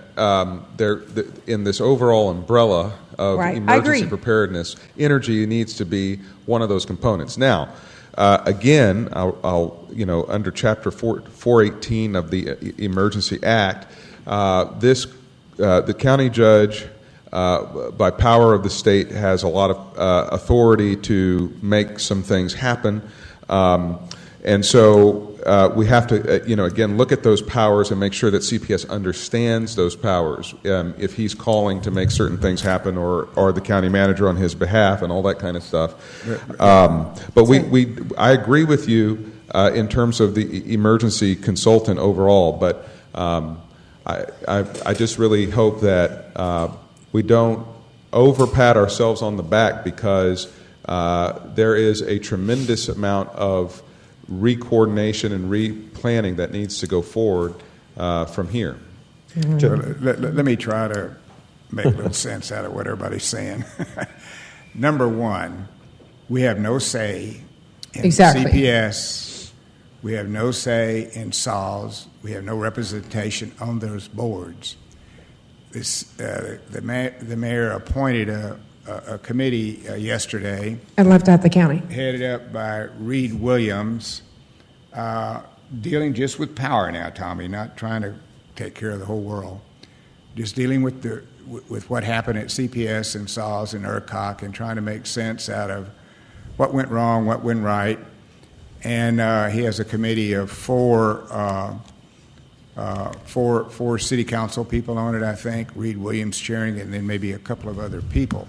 Now, we're not involved in that, but I think we need to track exactly what they're doing, and both you and Trish have interest in this. We need to have some kind of involvement in that. So if it's okay with the court, I'd like for you two to be our representatives and tracking what's happening with the committee and what thoughts you have out of it, and then be able to, give county manager authority to bring on a consultant to help you guys as you go through this. This is just specifically dealing with power, electrical power, and SAWS. That's fine. I'm happy to serve, Judge. I think that's all important. The point is that weather disasters are going to be, they already are more frequent. We're seeing 100-year incidents happen multiple times of year. We have been fortunate not to be in Hurricane Alley, if you will. Communities that have that kind of repetition are much better prepared for disaster. We were not prepared. And that the overall thing, regardless of power, is how we prepare for disasters has been terrible. And we've got to improve that. That is the most important. Whatever kind of disaster it is, we need to be prepared. We've done a very good job. I think Chris and I have done a very good job preparing for disasters. We've been through a number of them. We've been successful. They did everything they could within their power to do this. I think they've done a good job. You may criticize them, but I think they've done a good job. Okay, so but what we don't have control over and what we don't have any say on is with respect to electrical power and with respect to water. Now, if you guys want to be involved in that, fine. And I think both of you guys would be good if you want to do that. Now, this is dealing with just one issue: power, water, and electricity.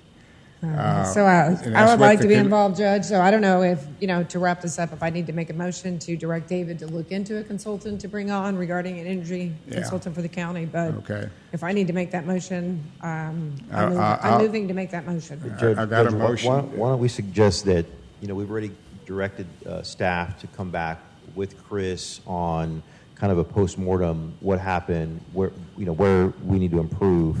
Why don't we just include that as part of the direction that if the facts bear out that we need to bring in somebody, that we at least explore that possibility of bringing in a consultant. And I hate to belabor the point, but I think to Commissioner Calvert's point, I do think that we've done a good job. We could do a better job, and I'm sure Chris and everybody would acknowledge that. The more that we invest on the preparedness side, the less damage and recovery, and the less we have to spend on recovery. So, Judge, I know you and the mayor are having conversations.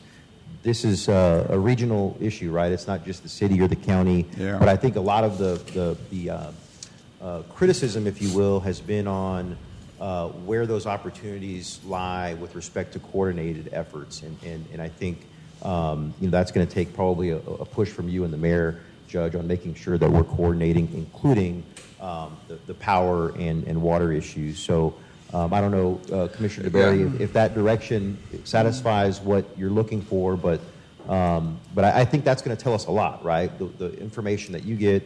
The reality is, David, you can't evaluate the coordinated effort so much on the city side. I think that's going to take a push really from the judge and the mayor. I think you're right, but the whole world of power grids is beyond our expertise in rendering an opinion. We're not into that. So if you want to discuss the state and local power grid and resiliency, I really think it might be a good idea to bring on someone who's an expert in that area. So I think I hear you, Commissioner Rodriguez, but I think time is of the essence. I mean, I think we need to move on this today.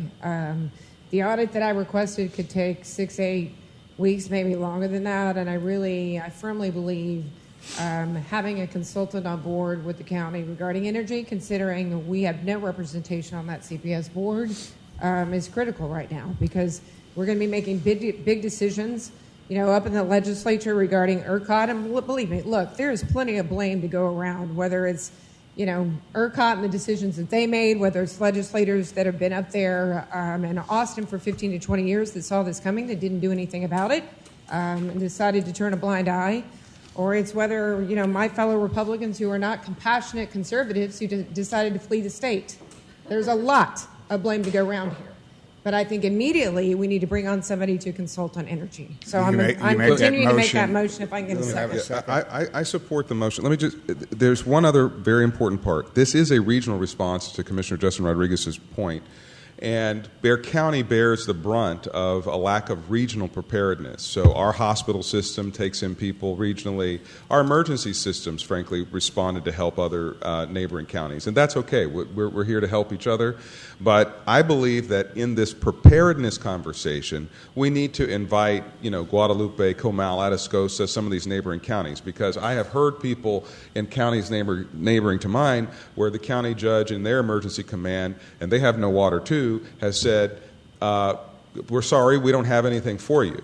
And that isn't, that's not the proper response either from a neighboring county, because it ends up that we in Bexar County end up servicing them one way or the other. And sometimes it's, no, we don't have hospital space. Other times it's, no, we don't have water or whatever. And we're happy to do that. But we all need to be regionally in the ACOG group brought together for preparedness.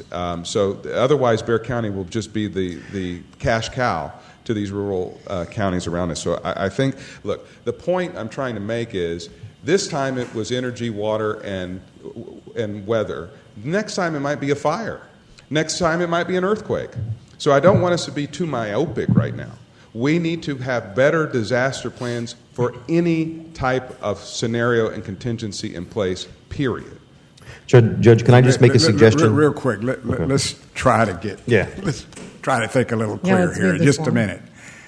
She, if I understand right, Trish is addressing the energy issue. That's one specific thing. That's dealing with water and power, of which we have no expertise. We got plenty of expertise on emergency management. We've been doing that for decades, and that may need to be looked at. But let's try to get one thing straight at a time. Trish has made a motion to direct the county manager to bring on somebody that has some expertise in energy, because we got 500,000 people out there that didn't get water, didn't get power, and we don't have anybody to understand what happened with ERCOT, what happened with CPS, what happened with what on. So she's made that motion. Does anybody second that motion? I think Commissioner Calvert did, but I had a question. Did you second that, Tommy? Yes. Okay, Tommy, second that. So, Judge, I want to be supportive of that, because I think it's important to inform our decision. I don't understand what an energy consultant does yet. I wondered if Commissioner DeBerry would be willing to hold that motion until we hear from CPS and SAWS. I don't want to hold that motion. I think, like I said before, Commissioner Rodriguez, I hear you, but I think time is of the essence, and I've heard a lot from. We're going to hear from him today. I know, but I've already heard. I've heard enough to operations to inform my decision for the motion. So just help me understand, because I want to be supportive. What is the job of an energy consultant, and what would they be doing? Well, I mean, I think I'm directing David Smith to take a look. I mean, the court would have an opportunity to be able to look at the scope of that energy consultant and what they could bring to the table. But without representation on CPS regarding energy decisions that are being made and are going to be made regarding whether it's at local, state, or federal, I think it would behoove the county to have that person on board. Well, any idea what the budget would be for something like that, David? I mean, we don't know. It's a discussion we'll have to have. I don't know until you get the RFP back, but what I can sense it would be is, in effect, an after-action report. How did this happen? Why did it happen? What could have been done better? But then it would also be sort of a retainer basis. Yeah. As you serve on this the mayor's committee or advise or track? So, Commissioner Rodriguez, I mean, there has to be accountability associated with this No, person I that we bring agree forward. completely. So I think once we look at the RFP, we establish the scope, we agree on that. But I think in the end, there's an ROI associated with it because of the expertise that's brought to the table. So, Commissioners, let me add a constructive element to this, which we've already talked about. Fundamentally, our inability to get power has to be backed up in some way. We need to figure out the infrastructure that we need to invest in to ensure backup redundancy. And so I think that's part of the conversation from the consultant, that they make recommendations to the court. It may be that part of what we look at in terms of a future election to the people, would you be willing to vote for, this power plant or this whatever backup storage Capital improvements project, recommendation? bond election, Yeah. whatever. What does that incorporate? Or it could be included in our infrastructure package as a partnership with the county. There's a variety of recommendations that I think on that we could have. I mean, I guess I see what you're saying. I'm trying to understand with respect to those investments. Those are SAWS and CPS investments. Yes, they are. They're not ours. So the county, I don't understand. I mean, look, I get it on the one hand. We need to understand what happened here. I get that. And where those gaps are with respect to the utility infrastructure. I'm just trying to understand what we do with that information. So here's the deal. We statutorily are at the top of the chain locally in terms of homeland security and emergencies. Whatever is in that lexicon of serving on emergencies, we can be a part of. The percentage of which, it's just like our walkie-talkie, that conversation that we had about do we go with Harris or do we go with it? We share that burden. The city pays a lot more, but we pay something. That's kind of the conversation. Judge, just for the purposes of moving this along, we're not voting on a consultant today. We're just asking David to come back with some information, a budget, and I'm okay with moving that forward because I know we got a lot to cover today. We're not making a decision on spending anything. We're just asking David to come back with some ideas. Exactly. Thank you. Okay, Commissioner Trish DeBerry makes the motion. Tommy, did you second that piece? Sure. Yeah. Tommy's Calvert second that. All those in favor will say aye. Suppose no, the ayes have it. Now, let me say one more time and see if you guys want to do this. It's fine with me, whatever y'all want to do. But the mayor has appointed a committee for members of the city council and Reed Williams, but we obviously are not on that committee. Do we want a couple of commissioners to coordinate with that and stay on top of it and let us know what's happening? Would you want to do that? I'd make the motion, Judge, that Commissioner DeBerry, Commissioner Calvert be your appointees. Like ex officio members. Yeah. Okay, I got a motion to appoint Commissioner Trish DeBerry and Commissioner Calvert as our coordination with the committee that the marrying up with respect to they're going to be looking at what went wrong with CPS, what went wrong with SAWS, why is the ERCOT thing so screwed up, and I think having you guys there at the table would be important. We should be aware that there was a consultant in the county, Golda Weir, who used to advise us on energy, that was the liaison for the county to CPS. We cut that position, never replaced it, but that all needs to be on the table as well. Yeah, I think that's true, and that's where we want David to come back with something. Okay, I have a motion to second. Do that. I got a motion to second. All those in favor will say aye. Aye. No, the aye. Okay, guys, good luck, and we'll try to get you some help. We'll try to get you some help if David comes back with something that can help you guys. Thank you, Judge. Judge, just to clear something up for the clerk's office, there was an original motion for the audit. I understand the two that y'all took, but I think y'all need to take that motion off for the clerk's purpose. There was an initial request motion for an audit and a second, but I don't think y'all ended up going in that direction, so I think y'all need to remove. We just given direction to staff for you guys to come back and tell us where do you see the shortcomings of the joint emergency management. Yeah, I think we did vote on that, Thomas, and that was David said that y'all would look at in conjunction with Chris where those shortcomings were. Okay. Okay. Did we vote on that? I understand that. I think Lucy might have just Thomas. The clerk will figure it out. I heard what they said, whether it makes it in the minutes or not. So we voted right now for the energy consultant and to put you on board. Yeah. But earlier we had a motion for an audit by Ms. DeBerry, and then we had a second by Mr. Tommy Calvert. So we didn't vote that into the court. Yeah. Okay. All right. What do you got next, David? David Marquez will talk to you about a proposed plumbing assistance repair program. Is Paula Gold-Williams still on the line? Did we have anybody else that was going to come here to testify? Yes, sir. You got Robert, I think. Robert, you want to say should we hear anything? from Paula now? Or Paula's on there too. Yeah. She's been on hold for yes, sir. And I also is have Paula ready? There she is. Go ahead. Yes, sir. I am here today, and I also have our vice chair of the board, Janie Gonzalez, who is with me. I very much appreciate hearing the conversation, which I think was very clear and helpful. If we could just have a few moments of time to give you some additional information and allow our vice chair. We can't hear very well. We're going to try to turn up your volume. Stand by. Just give us like 5 seconds so we can turn up your volume. Go ahead and speak again. Hello, can you hear me? Much better. Much better? Yeah. Thank you so much. Okay, thank you. Thank you all from the Commissioner's Court, and thank you for the invitation today. Thank you for allowing us to listen to your conversation. We thought it was very insightful and helpful. If you would indulge us for a few more minutes on this subject, it would be helpful.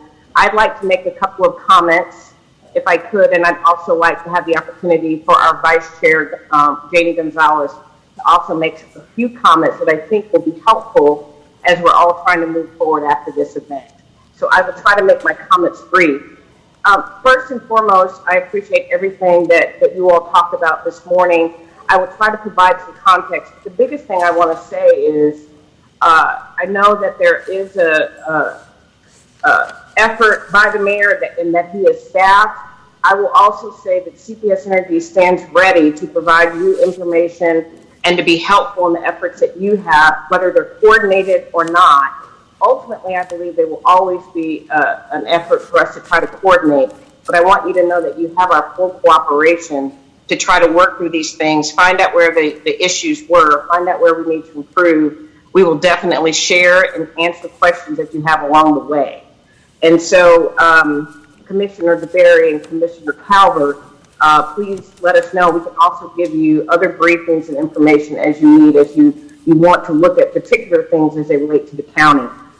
I always have to apologize for and say I'm sorry for the issues that have happened to our community and to the people that you represent, to the people who are our friends and neighbors and family that had this experience. This weather event was absolutely unprecedented. I know that's an overused term because I used to say that COVID was unprecedented, and now we had this weather event on top of COVID. But it really was special because we've had weather events in the past in the winter, and there was a big learning out of the outage that happened in 2011, but that weather event was nowhere near the extent of this one. And what really caused the challenges that you all saw was that it was quick, that it escalated and got worse. We had single-digit temperatures and with real wind chill factors, negative temperatures. And the real challenge was that system laid on top of the entire state and the ERCOT grid. Typically, Texas is big enough that a weather pattern is usually intense in one place or another. So if it's really cold in North Texas, South Texas is warmer, milder, and able to help, and vice versa. And so the grid is connected to make sure that we can leverage all of the resources across it. The grid is intended to always be in balance. And so when we always have to have more capacity available on the grid than we have demand. but it was so cold, we quickly had more demand from customers across the state and San Antonio than we had capacity. And then it escalated very, very quickly. I do believe that everything that you all talked about better coordination out of the Energy Operations Center needs to happen. We will also provide information as a follow-up. We did have our contact there, and she slept there 3 nights in a row, but I do believe maybe there's some opportunity to figure out how those interactions happen. I definitely believe that CPS Energy has things that we need to work on, very much from a communication standpoint, and very much trying to better coordinate our communication, because we don't have the same levers for emergency management notices. We did use social media. We did use our thermostat program. We did do press conferences. We did do press releases. But by far, they weren't enough, particularly when we had the outage. What happened when we all went to sleep Sunday night, and it happened early Monday morning, that the notice was that we were going to have to go to managed rolling blackouts. It happened very, very quickly in the middle of the night. There isn't a day's notice when the system gets out of balance. We begin to see stress levels, and that's why we were sharing the ERCOT information. They are the only ones that can see the outage stresses across the entire system. We know what we're doing. We rely on ERCOT. ERCOT serves as like a traffic controller to make sure it can compare all the demand across the system and all the capacity. And when they see an alert come across that we have more demand and capacity, that's when they start sending communities and generators and operators notices. And those things happen probably within 15 minutes. We're already getting notices to our command center, and then it happens quickly. And so, yes, we all knew that a storm was coming in. We all knew that it was getting worse, but the stress on the grid was something that happened very quickly.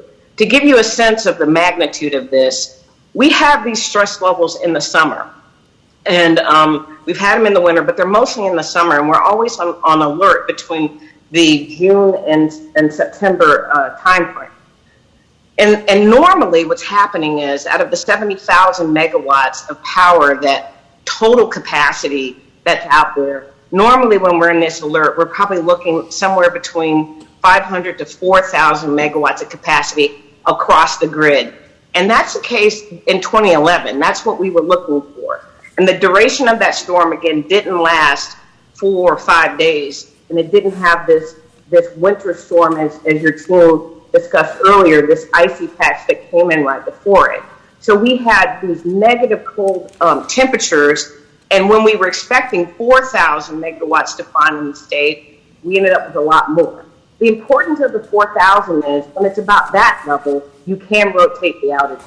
And those outages should have been 10 to 15 minutes of being down, and then up for the rest of the hour. We rotate throughout the day, and everything destabilizes.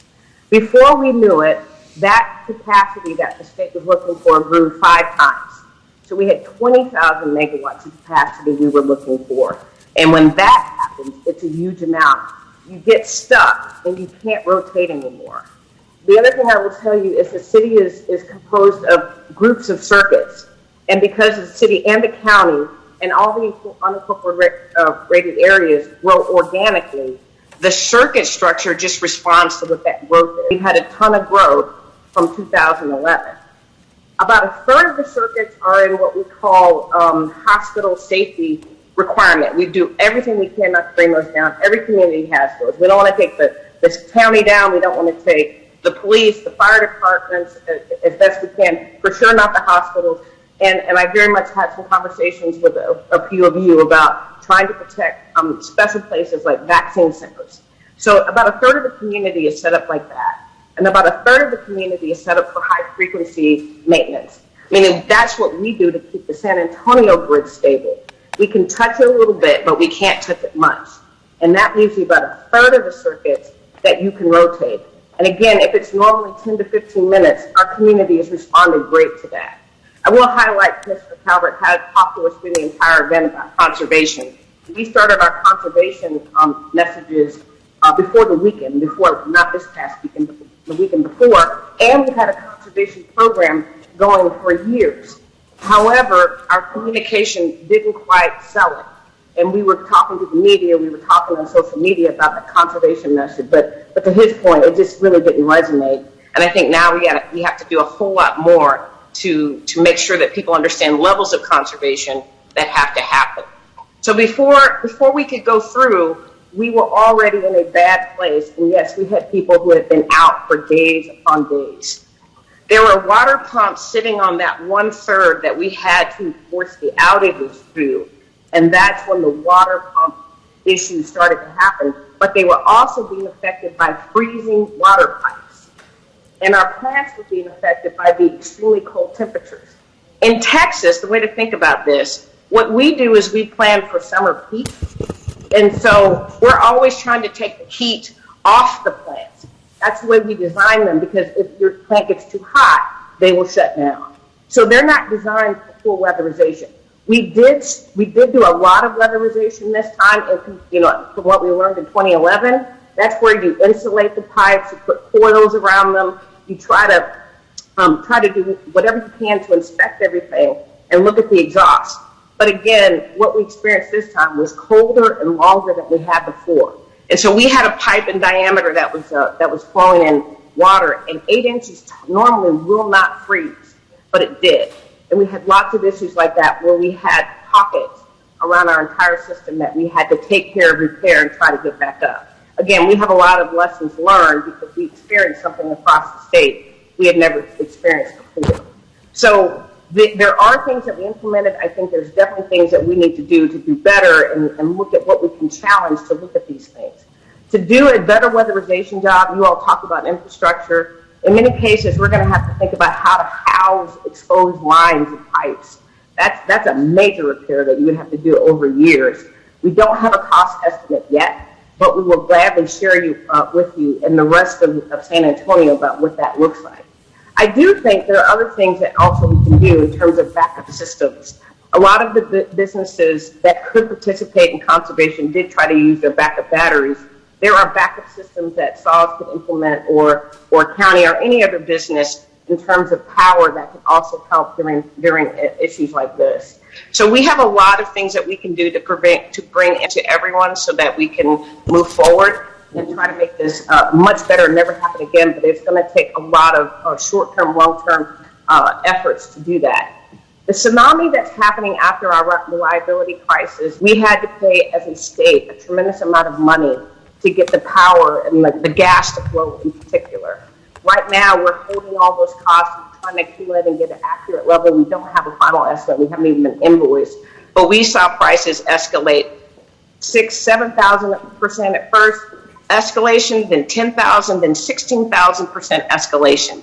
That is the next thing that we're trying to protect San Antonio from. We are talking to legislators. We are talking to other members of the industry. We're talking to other municipal entities. We know we need to talk to the suppliers of the fuel, all of these things that we have to do to try to figure out how are we going to manage as a state out of these issues. Across the state, people are starting to get bills for thousands of dollars. I've seen $7,000, $16,000. We are not putting those on the bills of customers. We're trying to figure out what we can do. Federal assistance goes on the bills of customers. We're trying to figure out what we can do.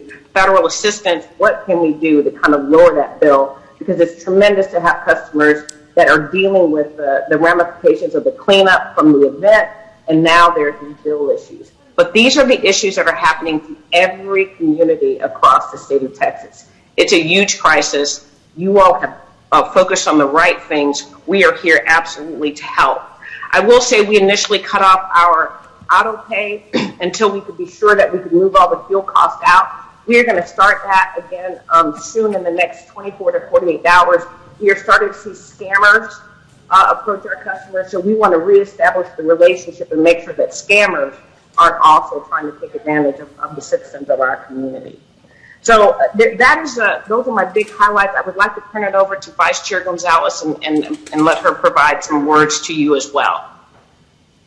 Can you hear me? I'm having a hard time hearing Paula. Yes, ma'am. Are you ready to talk? But can you hear me? Yeah. Okay, thank you. Thank you, Judge Wolf and Commissioners Court, for having us here today. I'm going to focus my remarks on what your constituents and the community deserves to know. How are we going to move forward? Do our best to be accountable for those aspects of this event that we can control. What we will do to protect our customers from high energy costs resulting from the spike in the wholesale market during this winter crisis. As a community-owned asset, we recognize that CPS Energy investors are our customers, and you, Bexar County, are a key stakeholder. It is our responsibility as board members to ensure energy rates remain affordable and that the service delivery is reliable, secure, and safe. Furthermore, operate with the utmost transparency. To that end, my colleagues and I are committed to an independent review of this event to assess what happened and put into action a plan together to improve emergency preparedness and communications. I am not alone when many of us in this room felt constrained and our lives were disrupted by this event. My mother and I live in zip code 78207, one of the poorest districts in the city. And previously, I lived in Bexar County for 11 years, and the zip code is 78253, and the delivery service was not interrupted. I have both perspectives of living in and out of the loop, being rich and poor. And for the record, I still own that property and have a vested interest in 78253. On Wednesday, I, like many, had to seek shelter elsewhere to maintain business continuity as a small business owner for my clients and for my employees who had to meet payroll on Thursday. And for my mother who's 70 and a daughter who is 5 who has chronic issues with her lungs. We experienced no water, no internet, and no electricity for 4 days. There are still many unanswered questions. Was this preventable? Why did backup and continuity plans fail? What was the decision-making process once the crisis hit? How do we ensure that this never happens again? We are faced with new realities to improve the energy business delivery service model, while also recognizing the environmental and economic costs. Our customers and your leadership will play a critical role in the recovery and design process to identify equitable solutions for our end users, and that includes citizens, small business, nonprofits, industry, and government, all who have diverse needs and means. The CPS Energy organization will seek every opportunity available to hear from our customers, let them share their experiences, and provide direct feedback to the board and Paula and leadership team. You have my personal commitment to make myself available to you and your constituents. This will also be the case for my fellow board members. This feedback and review process will create a clear public record to which our customers in the community can hold us accountable. We recognize there's a lot of work to be done to regain public trust. We cannot downplay the event. This requires taking a hard look to be honest, to make changes, and to empower the customer. I again thank you for the opportunity to speak and to listen to you today. Thank you. Thank you very much. Can we ask questions now? What?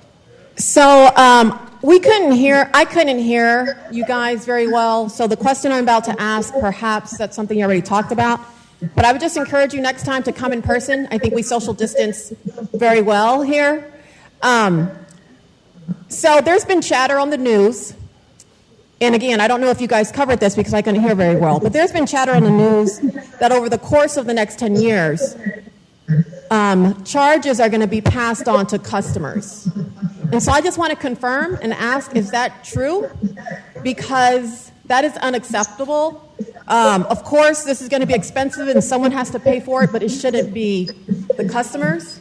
I don't quite understand the relationship between CPS and ERCOT, but the state level, ERCOT, the high-paid executives and board members of ERCOT, why don't they take on the bills instead of the customers? So can you explain that, please? And does CPS commit to either take on those charges or fight at the state level to ensure that ERCOT and the state take on those charges? Because it should not be passed on to the customers. So many of the customers in Precinct 1 can barely make their regular payments. Yes, ma'am. Thank you. Thank you for that question. Can you hear me any better? Yeah, maybe just talk slower and try to talk loud. Yeah, not so good. It's hard to understand. Okay. Okay. So I'm sorry. Would you like me to answer that? Yes, please. That is my question. Okay. All right. So the discussion that we had about potentially spreading the cost is that the cost of fuel went up tremendously. And so we don't make any money on fuel. The CPS Energy doesn't. We just use it to make the power that we need to serve you. This is a huge statewide issue. Our plan is to use every tool in our toolbox to get that cost down. But when we receive invoices, or not invoices, quotes, pricing commitments of 16,000%, that is the thing I started talking about immediately, about having a financial tsunami across the state and not just in San Antonio. You do have our commitment that we are going to pursue any and all additional means necessary not to charge the customers. But I would tell you that these obligations, there is a price for that fuel, and we need to make sure that we have access to fuel in the future. If we don't have a relationship with the providers of fuel in the future, then we'll have other problems going forward. So we will pursue federal dollars. We will work with legislators. We will focus on negotiation and all other avenues.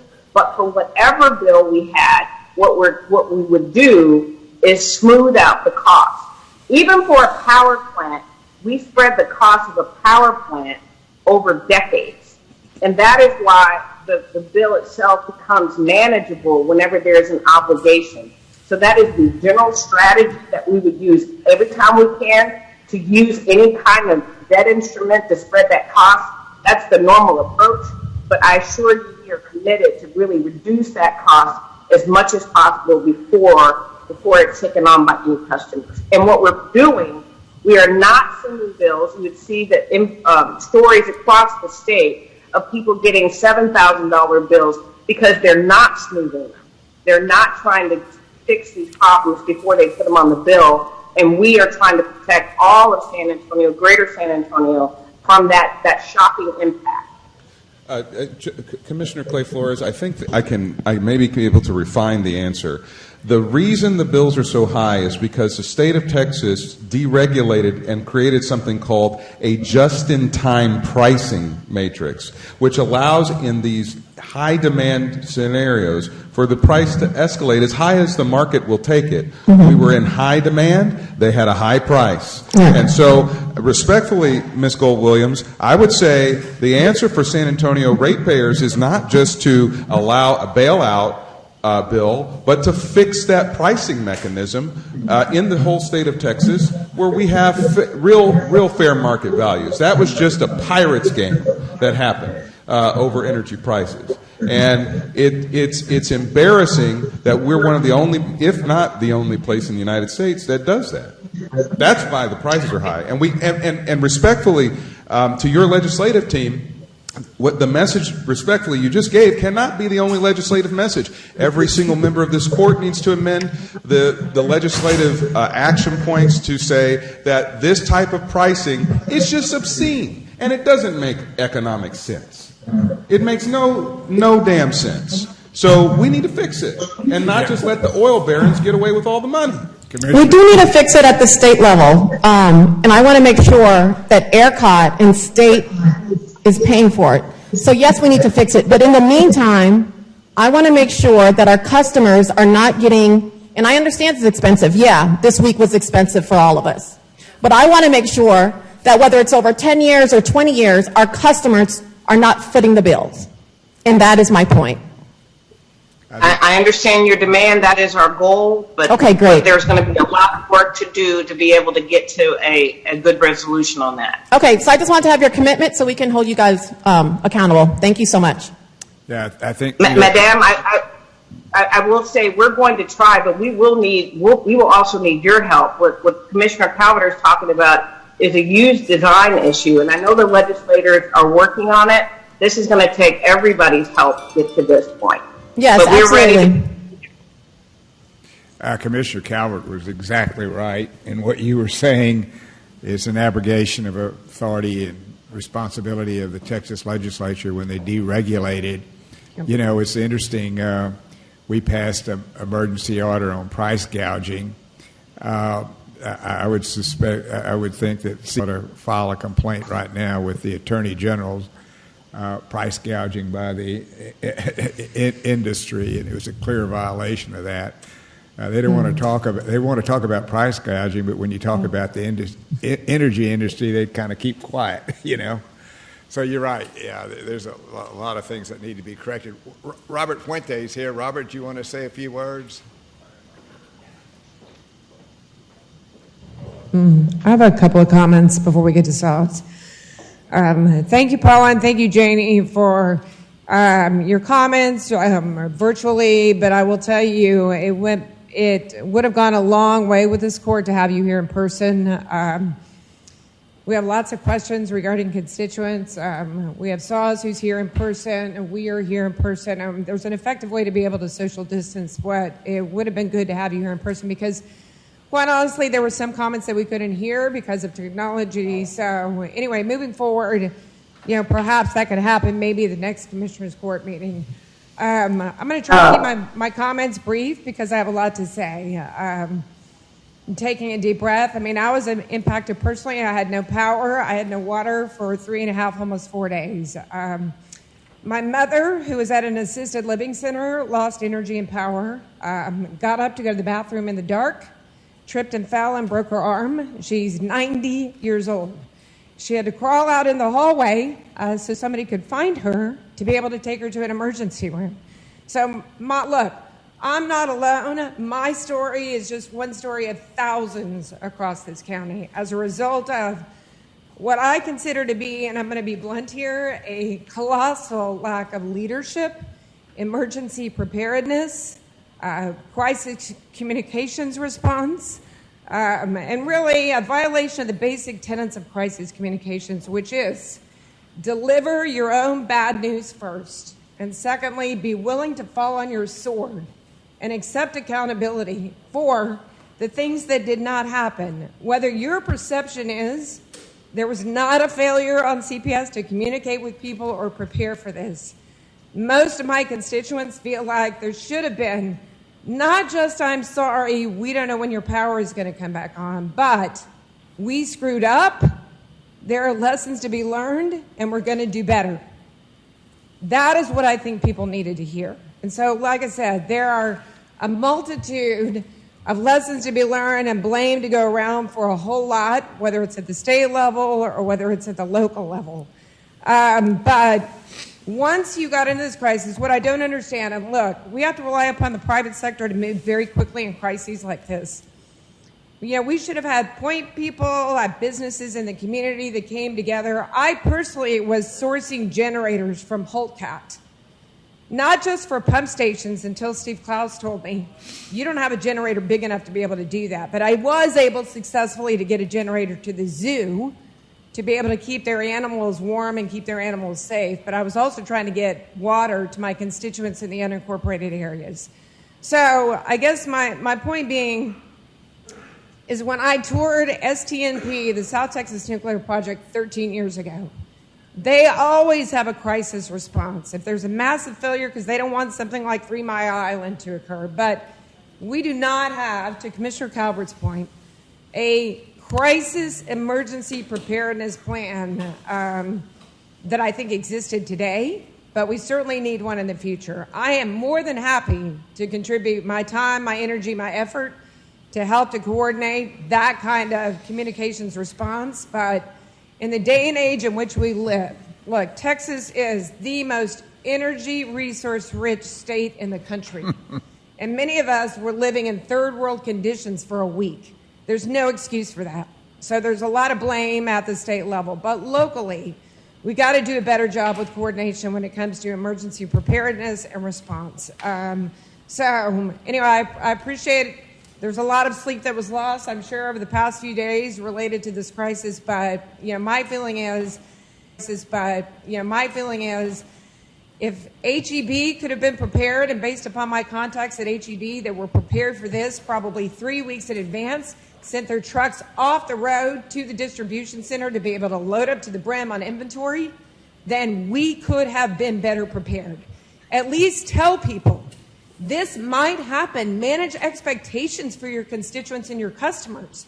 Like, there may be a world of hurt that's coming, but stock up on firewood, move elderly people to warming sitters, have a plan to be able to get engaged and responsive. That did not happen, and that falls at your feet. Thank you. Okay. Anybody, anything else? Robert? I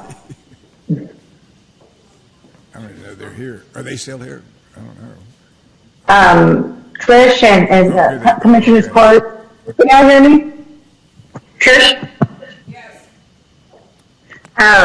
Just, you have my commitment to show up in person. I wasn't sure that was an option today, but yes, I will be there in person next time. Thank you. Commissioner DeBerry, I'm so sorry for your mother hurting herself, and I am personally sorry, and so CPS Energy is, about these issues. This has been tremendously difficult to many in our community, and we by far don't want this to ever happen again. So I apologize for that. The temperatures and the weather event, we do have a ton of things that we can be self-critical about and know that we need to fix. And again, we stand ready to work with the county and the city and SAWS and everyone else about the many things that I think we can do, and very much on our side, work on the communication aspects of what we have. My challenge on the protocol, and we'll address that, but there are only 3,000 showing up in person. There are only 3,100 of us serving 2 million people. We have a protocol that if we enter an event with more than 10 people, then we go automatically straight back into having to be quarantined, and that is to keep all of our employees safe so they don't run into an issue about being able to get out there. And we've had high quarantine levels. So I am just following the protocol to make sure that we are safe overall. And I don't mean it all to be disrespectful. It just causes a trigger. But we will do the best we can to try to make that work. Once I come, I will be stuck for 2 weeks to try to keep the rest of CPS Energy safe.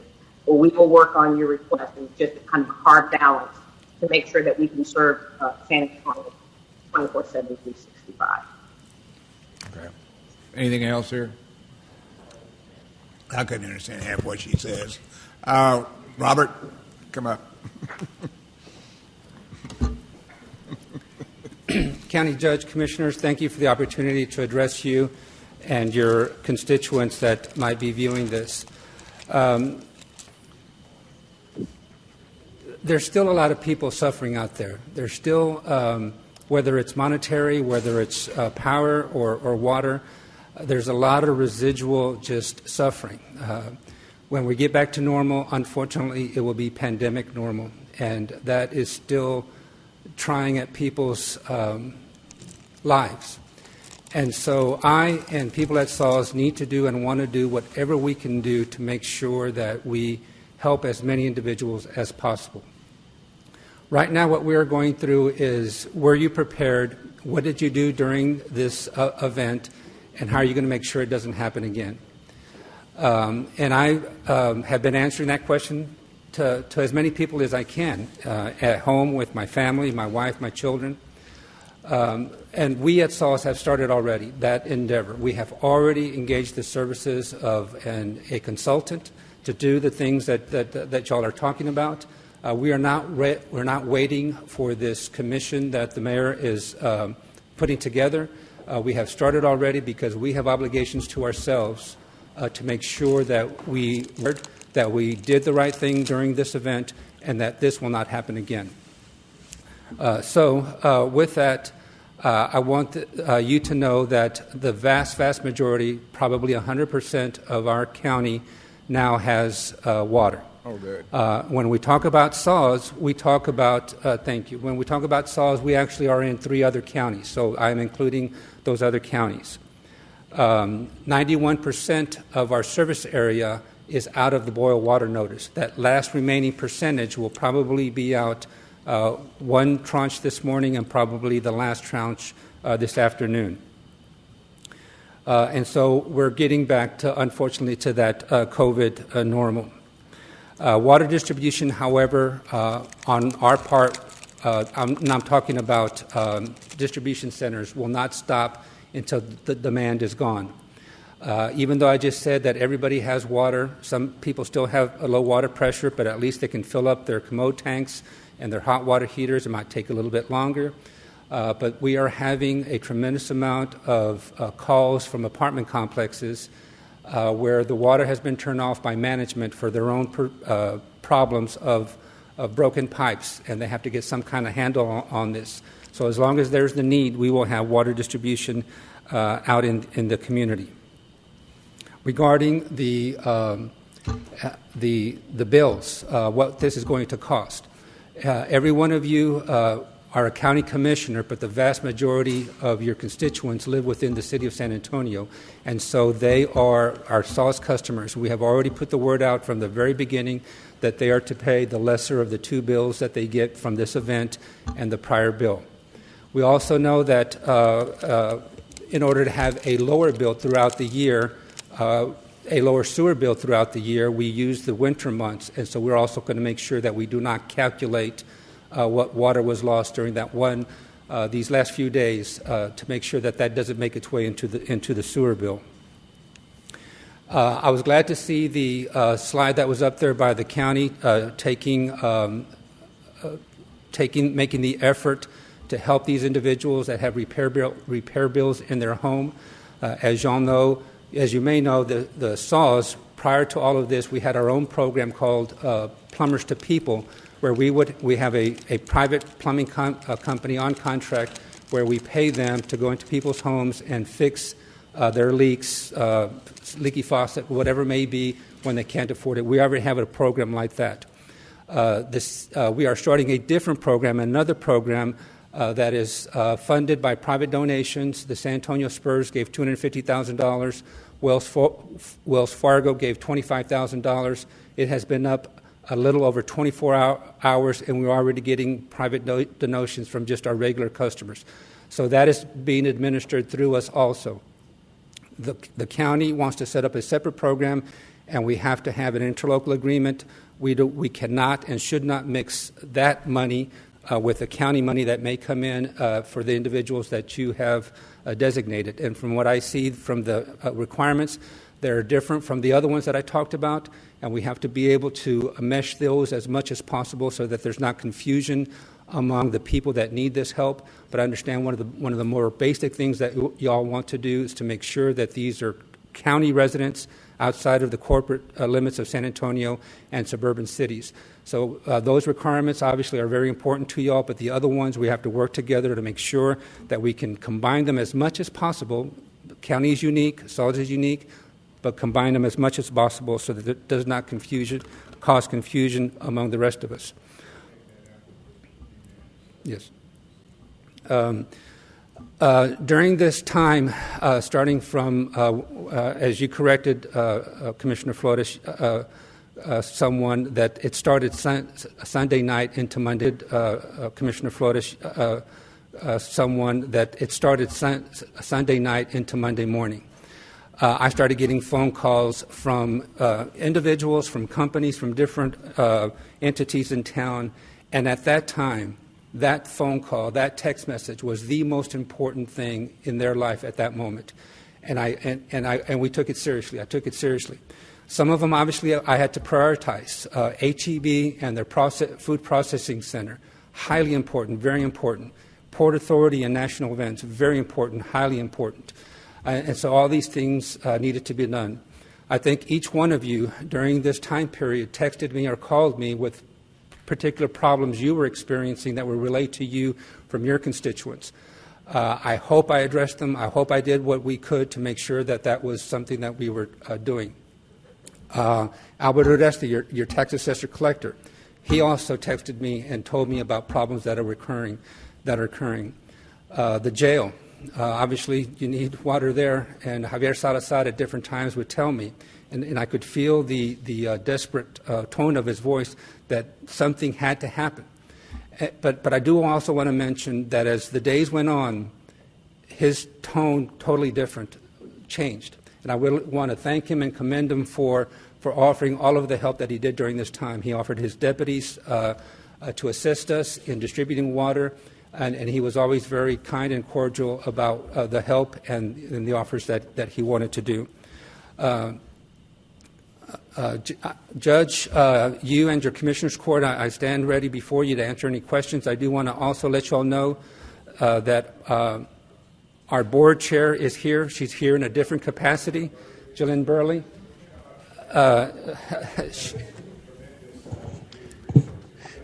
Judge, before Jillian comes up, if I could just ask Robert real quick, because we first of all thank you, Robert, your team and your leadership. I know it's been a rough week. I wondered if you could talk a little bit about. We tend to think of electricity and water are mutually exclusive, but the reality is you need power to move water. So I wonder if you could talk a little bit about that and how that impacted operations and what we can learn from that experience. The example I give, you've seen during these water distribution events how heavy water is.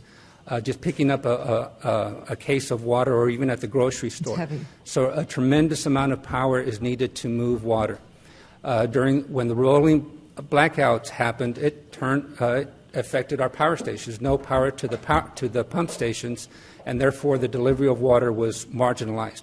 We can go without electricity for a certain period of time because the water is up in that huge tank, and gravity helps push that water into the distribution system. You still need some power, however. But some of that water sat there for hours, and it froze. And so then we might have power, but we have frozen pipes. And so we had to dismantle some of the infrastructure. I don't know if you've seen that picture of the big ice slug coming out.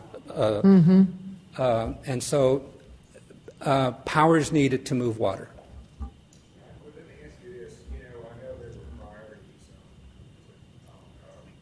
Keeping power going, particularly in the medical center where we have hospitals, et cetera.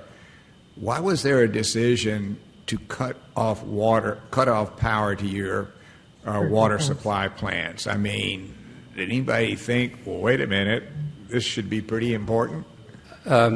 Yes, there was coordination with CPS and SAWS.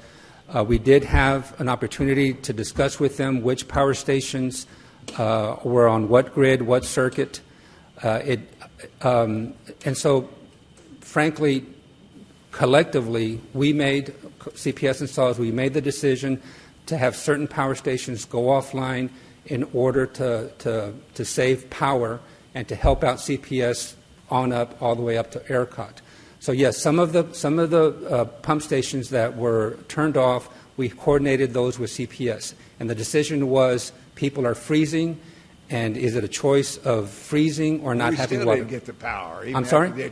We still got no power even after they shut down your water plants. And so that was part of the problem, Judge. The initial rolling blackout happened without our involvement, though. Those initial power rolling blackouts. But had it been your choice, you would have preferred the power, wouldn't you? Yes, of course. Yes. Okay, that's what I'm trying to get at. Why was that not a priority to provide water to the citizens by CPS by cutting off your power? I'm not blaming you. I'm just saying they cut your power plants off, and then that created a water crisis. Let me just say, I think that there wasn't enough microanalysis at the power side of what we were cutting off. I'm not even kidding. I'm half kidding when I say this, but I remember driving, and I remember seeing certain commercial strip malls with power.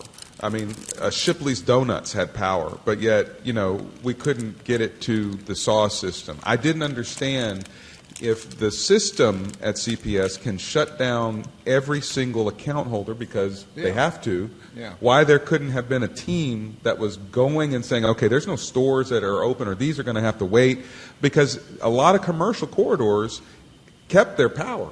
That's really interesting point. I mean, it was odd. There was. Can I answer that? Please. Can you hear me? Please. Yeah. So we do have meters. We do have a metering system that goes to every meter, but that is not the system that we can utilize to respond to ERCOT instruction. We have to do it by what we call circuits. And people on two different sides of the street can be on two different circuits. If there's a circuit and it's associated with anything in security or hospitals, it was going to stay on because we don't have it broken down to get to that. To get to carve to a particular location takes even more time. I want to highlight again, we were trying to prevent the whole grid from failing. If the grid failed, we'd be down with power today and probably for months. That's something we don't have visibility here in San Antonio. We take our instruction, but we also knew that this was a problem overall. So the current structure of having to go circuit by circuit is why we can't easily go down to a particular location. That said, we're going to be looking at what we can do to merge our metering system potentially with our circuit management perspective and work out a better system going forward. But our current infrastructure is not set up for that. I appreciate your point, Albert. We need to do more conservation and get people to just cut off their lights. We were in a campaign asking people, cut your lights and your exterior lights. That's something you were passionate about. And now I think we really have people understanding how important that was to help get power to the residents. Thank you for that answer. I appreciate that answer. President Puente, I want to thank you for the tone. Obviously, you're a former state rep, so you know what it's like when you represent people. You still get those calls, I'm quite sure, because of your long tenure. And so you have approached this with a level of caring that I appreciate. Going forward, there are two things that I think we need to be concerned about. Number one, with all of these expenses that were unexpected, what does this do to the plan that you had calculated for helping with aquifer preservation? Because we're obviously understanding just how critical aquifer is. We no longer have that dedicated tax. You all had talked about the ability to cover that. I always was skeptical because I understood the infrastructure demands that you have today were difficult enough to keep up with without a new obligation, but now you've got even more new obligations. So talk to me about what does this do, this unintended, unexpected expense and catastrophe? We are calculating what our additional costs are. We had additional fuel costs just like CPS Energy. We had some infrastructure damage, instrument panels, things like that. We are submitting that bill to FEMA for reimbursement. This event will not in and of itself result in any increased cost to our customers. We're either going to get FEMA money or we're going to find a way not to put it into a way that our customers have to pay for it. This is obviously very important to a lot of individuals, a lot of elected officials, also of the people that you represent. We have our own, as you mentioned, Commissioner Calvert, of our infrastructure needs. But this event, in and of itself, will not result in increased costs to our customers. So you're saying that you're still committed to the aquifer tens of millions? Yes, that is paid for by the 4% of our gross revenues that goes to the city. How much money is that? It's $31 million, about $31 million. So you give the city $31 million and CPS gives them $440 million. Why don't you give us some?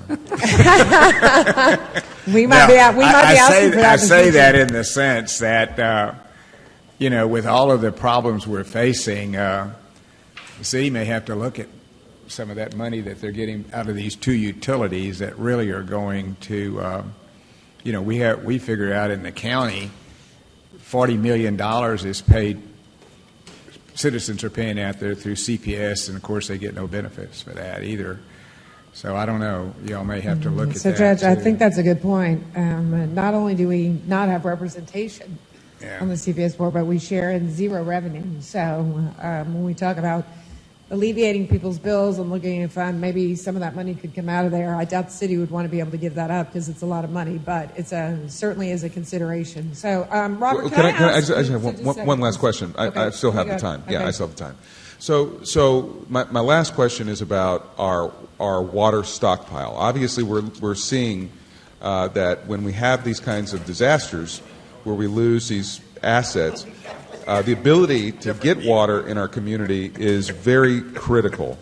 So talk to me a little bit about what do you know about how long can we store water? Are our emergency people, whether at the state or local, are they including you all in the conversations over any kind of stockpile of water? Because I think we need to think about that. Yes. The amount of water, the supply of water was never in jeopardy, there's never been a controversy about that. It's always been the ability of distributing the water.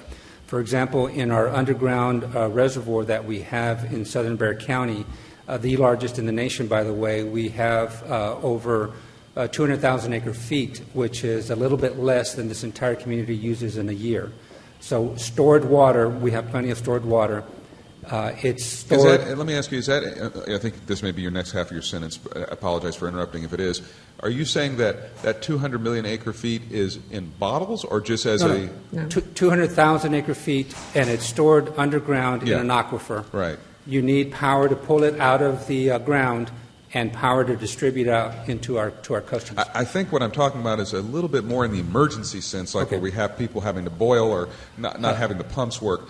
How much are you bottling or canning or what have you? We have, in a regular course of business, obviously we have construction projects throughout the city where we have to let a neighborhood know you're going to be without water for maybe an 8-hour period. If for whatever reason it becomes longer than that, we do have stockpiles of bottled water in our warehouses. So that is one of the things we're going to be looking at. Does that inventory need to increase to take care of situations like this? So that's one of many things we'll be looking at. How long can you store water and it remain drinkable? If you keep it sheltered in a warehouse, a very, very long time. If it's out in the sun, not too long. Okay. I think that's one of the things about preparedness that we need to look at as a county. When you have, in some ways we were hit hard, and in some ways we were somewhat fortunate that the systems weren't down longer. We came very close to that happening, obviously, and so I think the stockpile issue is something that we have to work on in conjunction with the energy conversation, because we could, with the whole state being out, we could have been in a real bad pickle. That's for sure. Commissioner, just think, had this been for 2 weeks or 3 weeks, where would you be then? We'd be in a most disaster recoveries take at least 3 weeks. Yeah. And so that was kind of where I was heading. No, you're right. We have to You're think right. about those stockpiles. Let me ask you one other question. When they cut the power off to your water supply plants, did that have any impact on the number of breakage of mains? I think or pipes. I think you mentioned there may be as many as 100,000. Did that have any effect on that at all?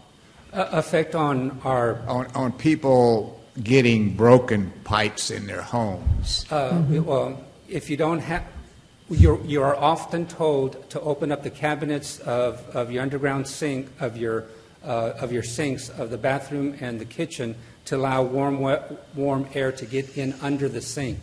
So yes, if you don't have a heated in other home, words, it did have an yes. impact. In my opinion, yes.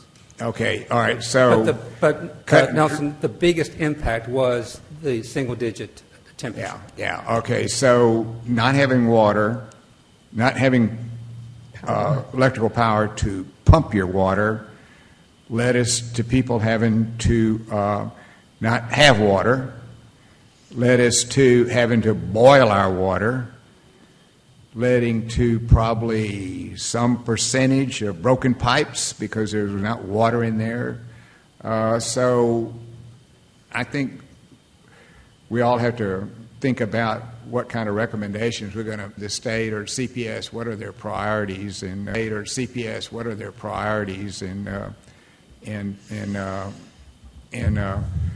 what they keep going and what they don't keep going, you know.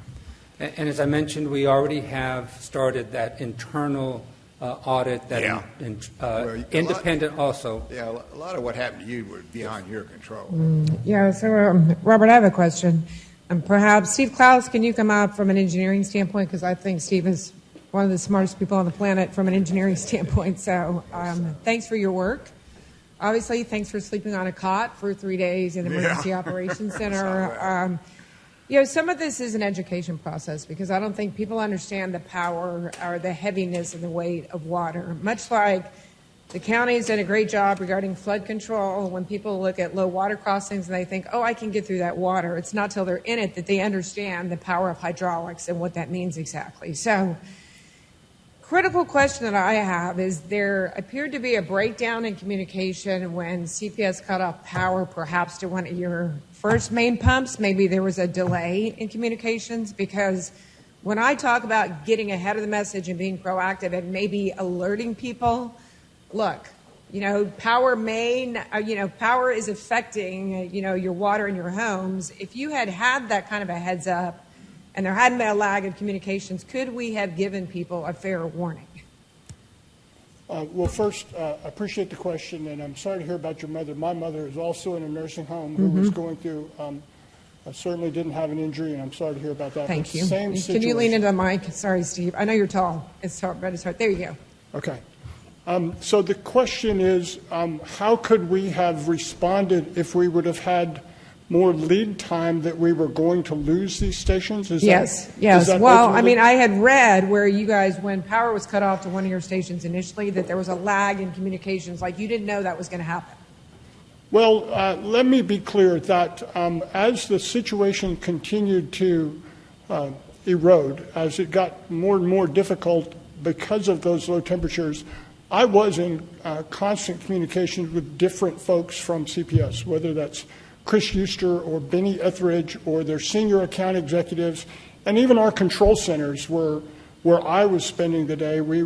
They were buzzing back and forth on what can you do? I've got to have this station back, et cetera. So there was a lot of communication going on back and forth, but as it became clear that they were going to need more power, and of course our stations are incredible power consumers, we worked with them and did what we could almost on a moment-by-moment basis of what they need and what we can provide.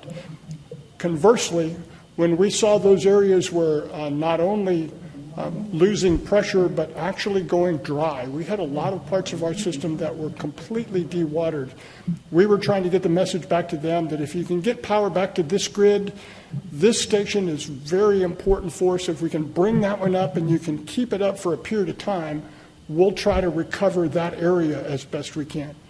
But we were clearly losing the battle to the point that we were just getting down to a few of our major stations that we agreed we would not turn off.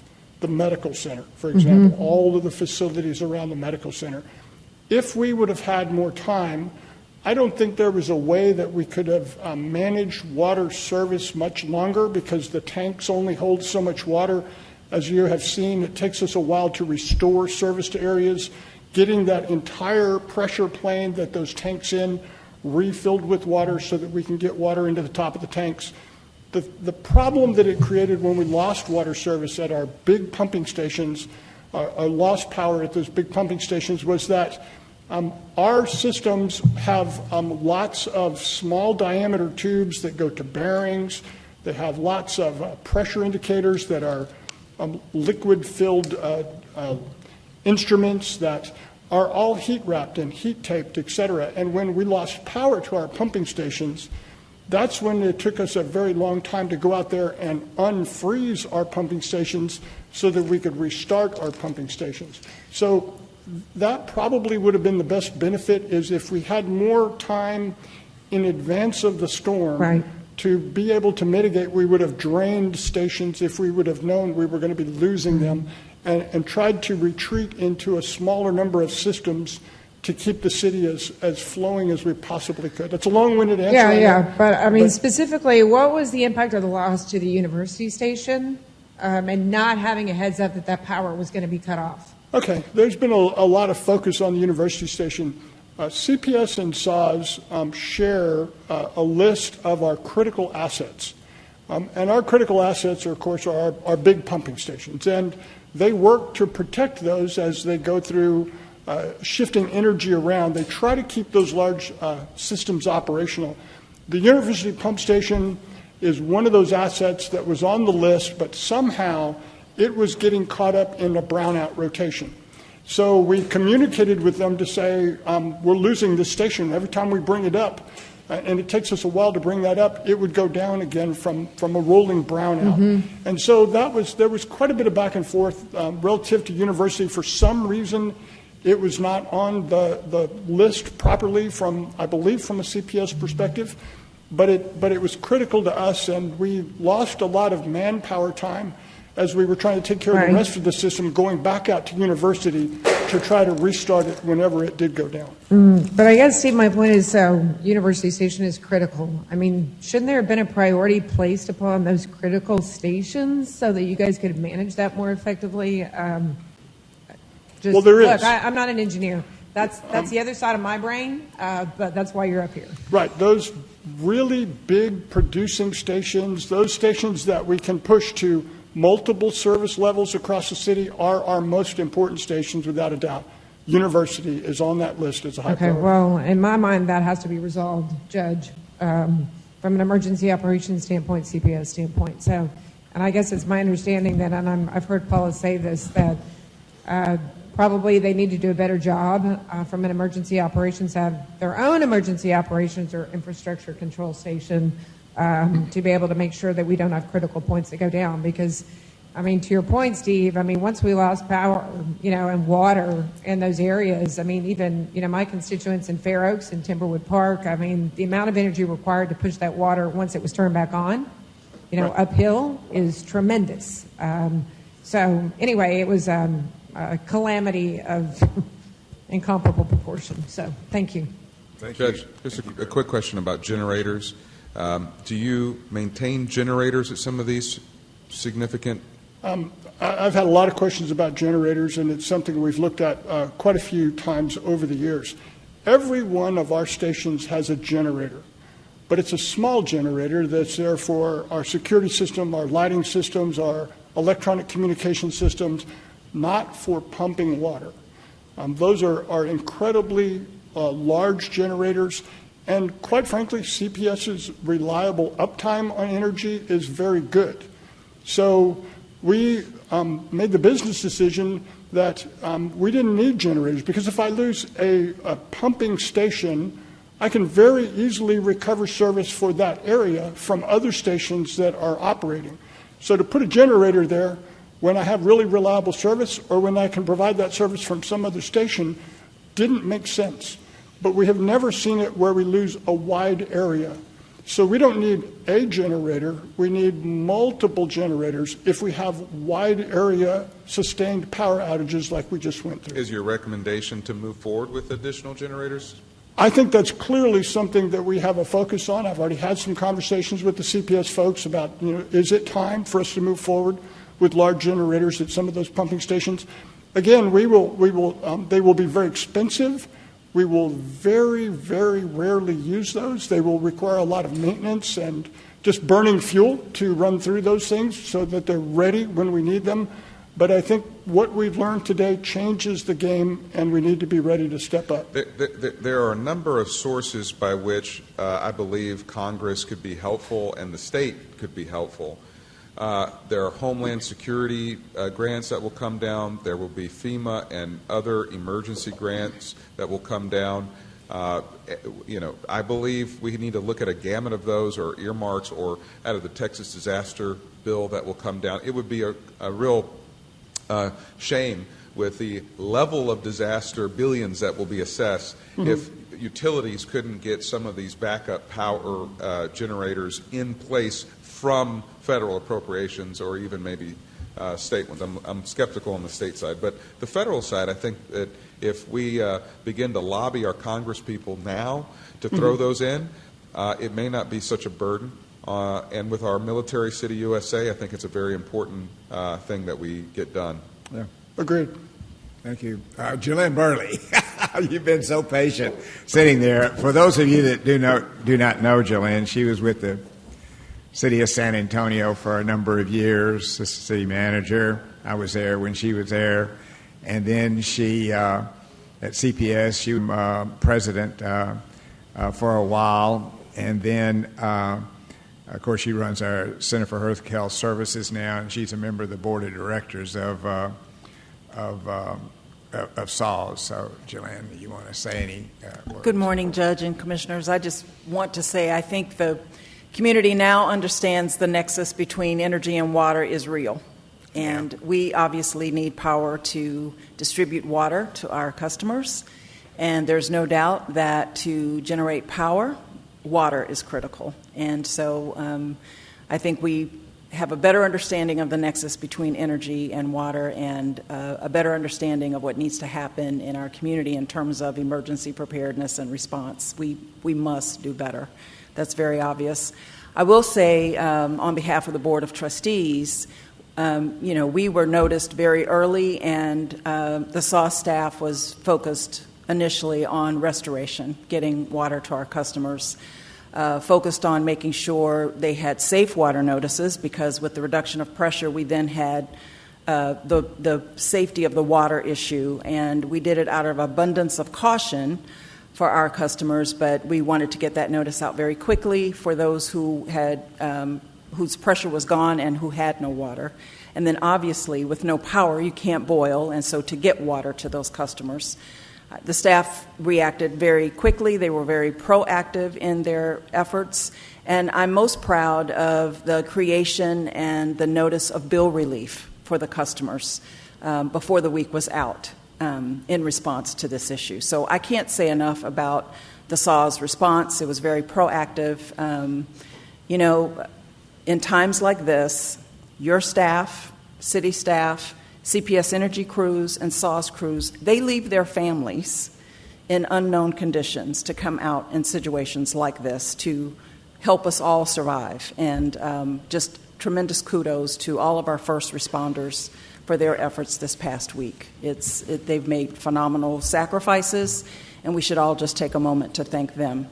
One thing Robert mentioned is that we've engaged an engineering firm to come in and begin to challenge our planning assumptions for our future capacity and how we respond, and our assumptions regarding our facilities. And so I'm very proud of that effort as well. Next week, the SAWS board meets. We'll be ratifying that action, and we'll also hear from our staff in terms of their preparedness and how we need to respond. So you have our commitment to continue to serve this community and serve it well and be proactive in our efforts.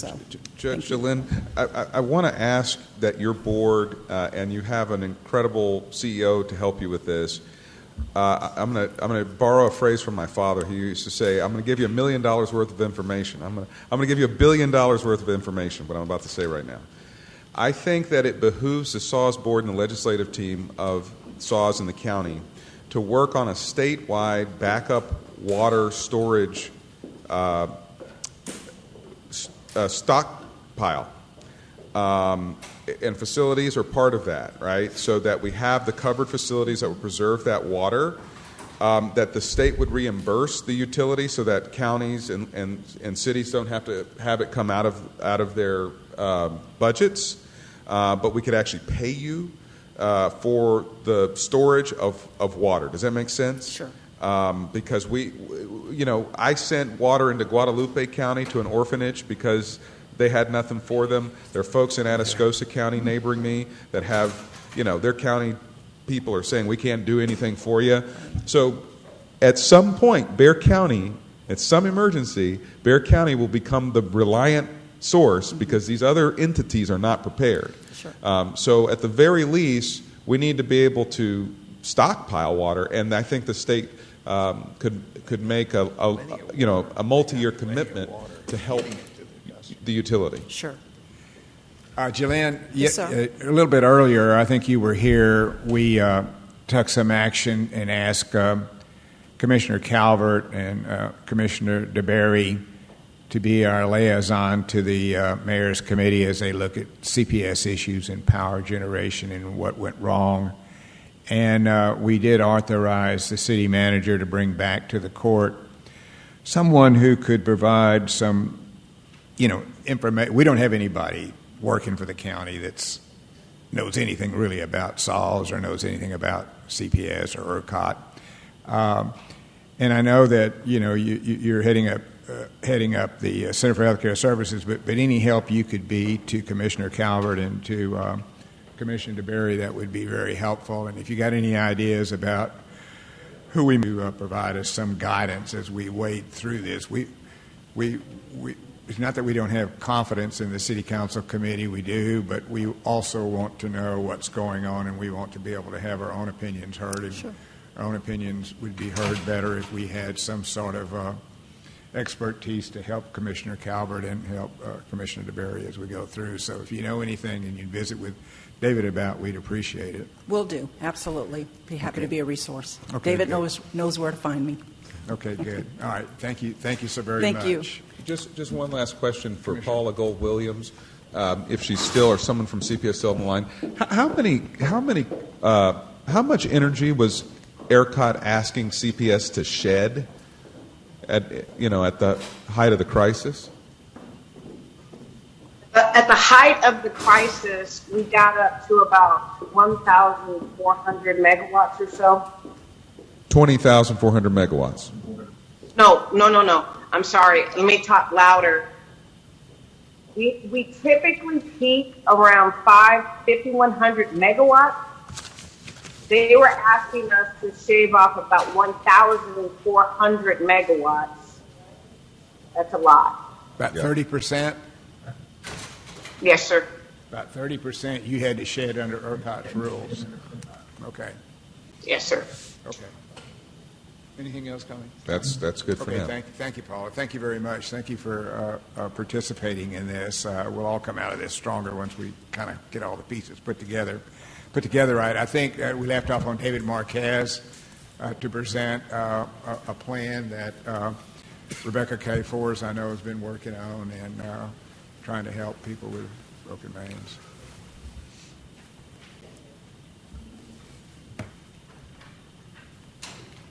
If you can go forward to the slide, I think it's probably been around 17 or 18, plumbing or water. Slide 19. Judge and Commissioners, one of the things that this freeze did, again, was to impact families across the community, regardless of where they live and the types of homes they live in or their economic status. There were a lot of folks who had to act quickly on their own accord to get their pipes patched up, and I know that Mr. Puente and his team appreciate that because leaking system hinders their ability to do their job as well. So they, in many respects, rely on individual homeowners to try to keep their homes watertight. And normally that's not that big of an issue, but in this situation it's been a terrible catastrophe. By way of anecdote, one of the wards that my guardians oversee lives in a home on the west side in Commissioner Rodriguez's precinct. Her home had no water. Her pipes froze. There were 13 breaks in the house. It's not well insulated. It's an older home. It's been modified, expanded, so plumbing was not necessarily to code. But even if it were, that was a lot. And we are helping that through our guardianship program. It was about $2,700 to fix that. She was able to get it fixed, and we kept the ward in her home. But nonetheless, there'll be challenges throughout the community. I know that SAWS has put their community pipe repair program on top of the Plumbers to People program to help. It's my understanding that they're going to offer that assistance throughout the county. But nonetheless, we think the need will probably outstrip even that program. And as you heard, it's really being funded by charitable contributions, so probably not a ton of funding when you look at expenses like the one that our ward encountered. Commissioner Clay Flores had asked David Smith to look into a program to help with plumbing assistance throughout the county. I'll remind you as well, there still are other smaller waterworks beyond SAWS, and there are people who are on private wells who also are struggling from the same issues. So we envision a program that would serve all residents of Bexar County, regardless of their water supply that feeds their home for their potable water. One final thing before I go through this slide, we also are facing small businesses that had water pipe break as well that may have hindered their ability either to conduct business or have caused damage.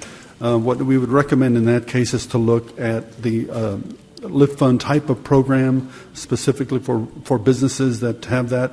So this program I'm going to describe today is exclusively focused on residential for the moment. We are looking at a program to qualify folks that are at 80% of the area median income, which for a family of four in our community is $57,600. We would be looking at the county zone, so unincorporated Bexar County and the suburban cities only.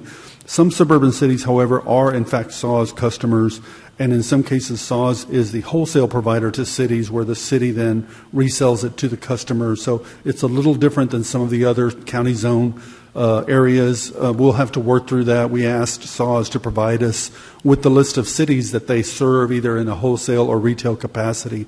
That'll help us to scope and scale this out. We'd be looking at all residents, again, regardless of water provider, as I mentioned earlier, either SAWS or not SAWS.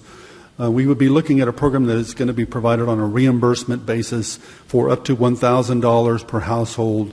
I've already mentioned that there'll be examples beyond that, but we think as a starting point, this will get us through to understand the scope and scale of what we're facing in the county zone for broken pipes and the cost. We want to help those folks who are not otherwise covered. So if they have a homeowner's insurance or that homeowner's insurance policy does not cover this repair, then those are the folks we want to step in to help, again, to keep the dollars flowing towards those households who need it most and potentially allow us to handle some higher costs as well. We're trying to keep the eligibility criteria to a minimum and the documentation to a minimum. We would be looking at self-certification. And all of this program, we were proposing that it be administered by SAWS as what I would call a white label program, meaning it'll be branded as the Bexar County program, but it'll be administered by SAWS. That keeps it separate from the CPR Community Pipe Repair Program or the Plumbers to People program. It makes it clearer for those residents who are not SAWS customers or who don't know they're SAWS customers which program they're going to be tapping into. And so today we're asking you to give direction to the county manager and the rest of the county team to enter into an interlocal agreement with SAWS for this program. We had a discussion with them yesterday on Zoom. They have details to work out, so we brought this to you today to get the ball rolling so that by next court meeting we should be able to have a program up and running. Mr. Smith has already asked the team to identify funding sources, and we're working through that as well. We're working. How much money are you looking at, or how much money we're going to provide for this? I'm proposing that we start with $5 million and see how far that gets us. That will require a motion to give us this direction as well as the appropriate budgetary transfer. Commissioner Rebecca Clay Flores has been working on this. Commissioner, do you have a motion? Do you? Sure. I want to thank you guys for working on this, getting it done so quickly. So I want to make a motion to accept staff recommendations regarding the County Plumbing Assistance Program. And I move to authorize the county manager to enter into an interlocal agreement with SAWS for a county plumbing assistance program in an amount not to exceed $5 million and approval of the appropriate budgetary transfer. Madam Commissioner, if second, a motion second, Commissioner Calvert. I think it's important to at least start it equally amongst each precinct, so that'd be $1.25 million per precinct. But so, it can be shifted. Because the poor areas are going to have more than the richer areas. Yeah, but it can be so shifted. We talked about that yesterday when I talked to David about the details, and that's something we talked about. And for example, because this is only for the unincorporated areas and the smaller towns. And so you and I in Precinct 1 and 4 have more of that. Yes. So I don't think that would be the appropriate action because the city's having something that will help, for example, Precinct 3 and Precinct 2 you're talking about where they're more. mostly city. Okay, well, and I agree. In fact, the only thing I wanted to add, David, I agree with Commissioner Clay Flores. I've got a overwhelmingly City of San Antonio precinct, so we're going to be relying on SAW's other program to help our constituents. But one of the things, I don't know if we can work this out or not now, but if you can, I mentioned it to David Smith, I think the reimbursement issue is going to be a concern for a lot of folks. Coming up with several $100s. I know when I was out in my community this week, there was someone that needed a $150 repair, and we just helped them pay for it. That's going to be an issue that I don't know if we can work out with SAWS.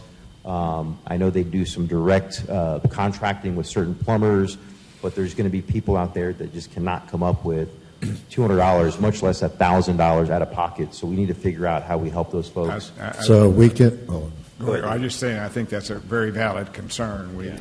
So what I propose is, what we were being told in our discussion with SAWS, and I've kind of confirmed it just ad hoc, the demand, remember when the hailstorms came through about 4 years ago? And everybody needed their car fixed at the same time. Everybody needed their roof replaced. It took months and months to get. And if you had insurance, you had to get the adjuster. A long way of saying it's our belief that right now it might be very challenging to even get a private plumber to come out to just give you an estimate. In other words, they're going to have a paying customer waiting for your slot. And so that might be challenge number one. The other thing I would suggest is SAWS just told you about 2 other programs they currently have. They have much lower income thresholds, though. I will say that. Our 57, theirs would be about half that amount. But I would suggest that we see if for those constituents who can't afford to upfront any cost, if perhaps they could qualify and get access to the CPR program or the plumbers. Tell SAWS to let us know when they run into something like that, and that would maybe give us some time to figure out something, because I think you will. I was talking to Rebecca about that, and we know that at some point you'll run into that, and so we're going to have to think about how we would handle that. When we talked about it yesterday with David, that's a concern that I had as well. And so we talked about if there's a specific situation, then just like the constituents were reaching out to us this past week, they'll reach out to our offices, and we'll work with them individually and make the contact with SAWS for SAWS to pay directly. Yeah. So are we saying that we're not, I don't think we're saying that our program requires people to pay anything up front. We're just saying that if a plumber asks them to pay something for an assessment, is that what we're saying? No, this program is... It's a reimbursement to have it fixed. A reimbursement? Yes. Yeah. Well, that's not going to work. Well, that's what we're saying. But David Smith made the point that because everyone's trying to get a plumber out, that if someone comes out and then goes back, wasn't that your point yesterday? Yes. So if you get even if you get a plumber who'll come just to give you an estimate, which I think is going to be a challenge, because they can go get actually paid for doing work instead, they will give you the estimate, and it might be weeks before you can get them back. Well, a couple things can happen. Number one, we have the governor's lifted the plumbing requirements so that other states can come. We do need to keep an eye and make sure that they're certified in the states that they come from. But I would say that we need to go to the associations of plumbers and just kind of work on it as some sort of purchase order or some sort of credit that we are certifying that Bexar County will pay. There's funds there. We will pay. I don't think plumbers are going to be short on cash flow for a while. Yeah, the plumber won't. I think that's true. It's the homeowner that might be short. Yeah, the homeowner definitely be short, but the plumbers are going to be okay. If there's a way with this program to get to the various plumbing associations and say we will pay. I don't know if that's a legal issue, Larry, where we have to do this as a reimbursement. Is there something legally we can do? I'll look into it, Commissioner. Okay.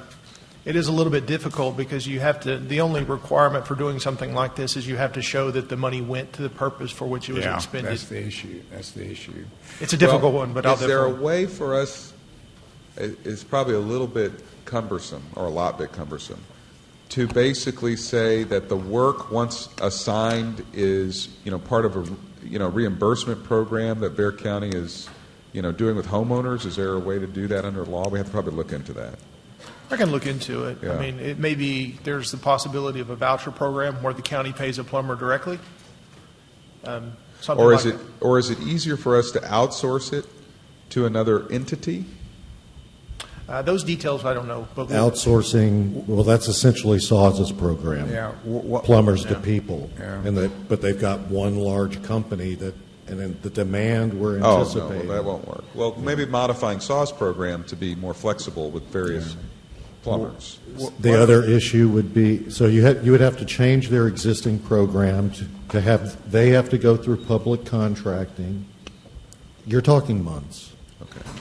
We wanted to hit the ground now. Why don't we approve Rebecca's motion, and then y'all come back in the next week or two if we run into many of those. And how can we help them? And I would ask your offices to communicate to us as you come across these issues. I know you'll reach out to SAWS, but let us know about it so we can see the volume. We're going to vote for it, but what I would say, your emergency powers under the Emergency Powers Act has the ability to do some things a little bit differently in terms of paying for stuff without procurement process. So can we look, Larry, under the emergency powers to see if there's a way that your powers could be utilized? We'll see if he can come up. Yeah, Right. that might work. So, David, a couple of questions. Where specifically is the $5 million coming from? So I'm going to have another discussion with Leo, but I would like the flexibility to identify the funding to be reimbursed at a later date. From the federal, hopefully. Federal or it's similar to a reimbursement resolution you do with capital projects where you say we will utilize cash in our bank, but we are committing to put it back before it is required for that line item. The short answer is we've identified several line items that we believe we can pull from. It would be my goal to reimburse those line items. But even if we didn't, I believe we could sustain those. I think we will have a pretty good shot at that. I know the Congress is I agree. vote on it this week. So then from a checks and balances standpoint, I take it that's difficult for us to regulate that, but if there's reimbursement from the county, then somebody files a homeowner's insurance claim, then somebody goes to FEMA. I mean, you're triple dipping. I know that's not, look, I'm supportive of this, and I'm appreciative of Commissioner Clay Flores' leadership on this issue or whatever, but I mean, there will be there. I hope people are honest about this. The law doesn't allow it. So if you have homeowners insurance to cover it, FEMA will not give you a voucher. So okay, yeah, David. there's checks and balances. So it is possible, and you're right. There's no way this bureaucracy is going to be able to know if someone submits a receipt. And part of this will cover self-repairs as well for the cost of materials. So if you submit a receipt to our program, you get $1,000, let's say. Okay. There's nothing that I will know that would stop you from then sending it into your homeowner's insurance. Yeah. Well, let's not dig into Other that. than we gather the data, it's self-reporting. I'm just it's tough to have checks and balances. I get it. I'm supportive, but those are questions that will be out there. We took it. At staff, we took it as our mission. People don't have water today. Exactly.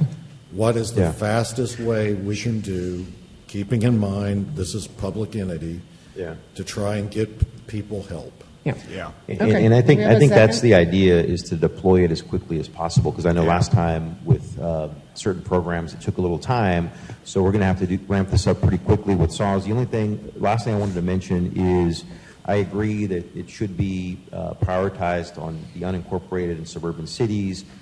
If we have funding still available, I'd like to consider some of the overlap with the city of San Antonio for our constituents, because we do have particularly older communities. I think of the west side, in my precinct, largely those were the homes that were impacted by the freeze and the pipe bursting. So I'm not going to make that part of the motion, but I'd like to, when you report back in a couple of weeks, I would imagine that we keep that conversation going, because I think there's going to be plenty of need in those areas as well.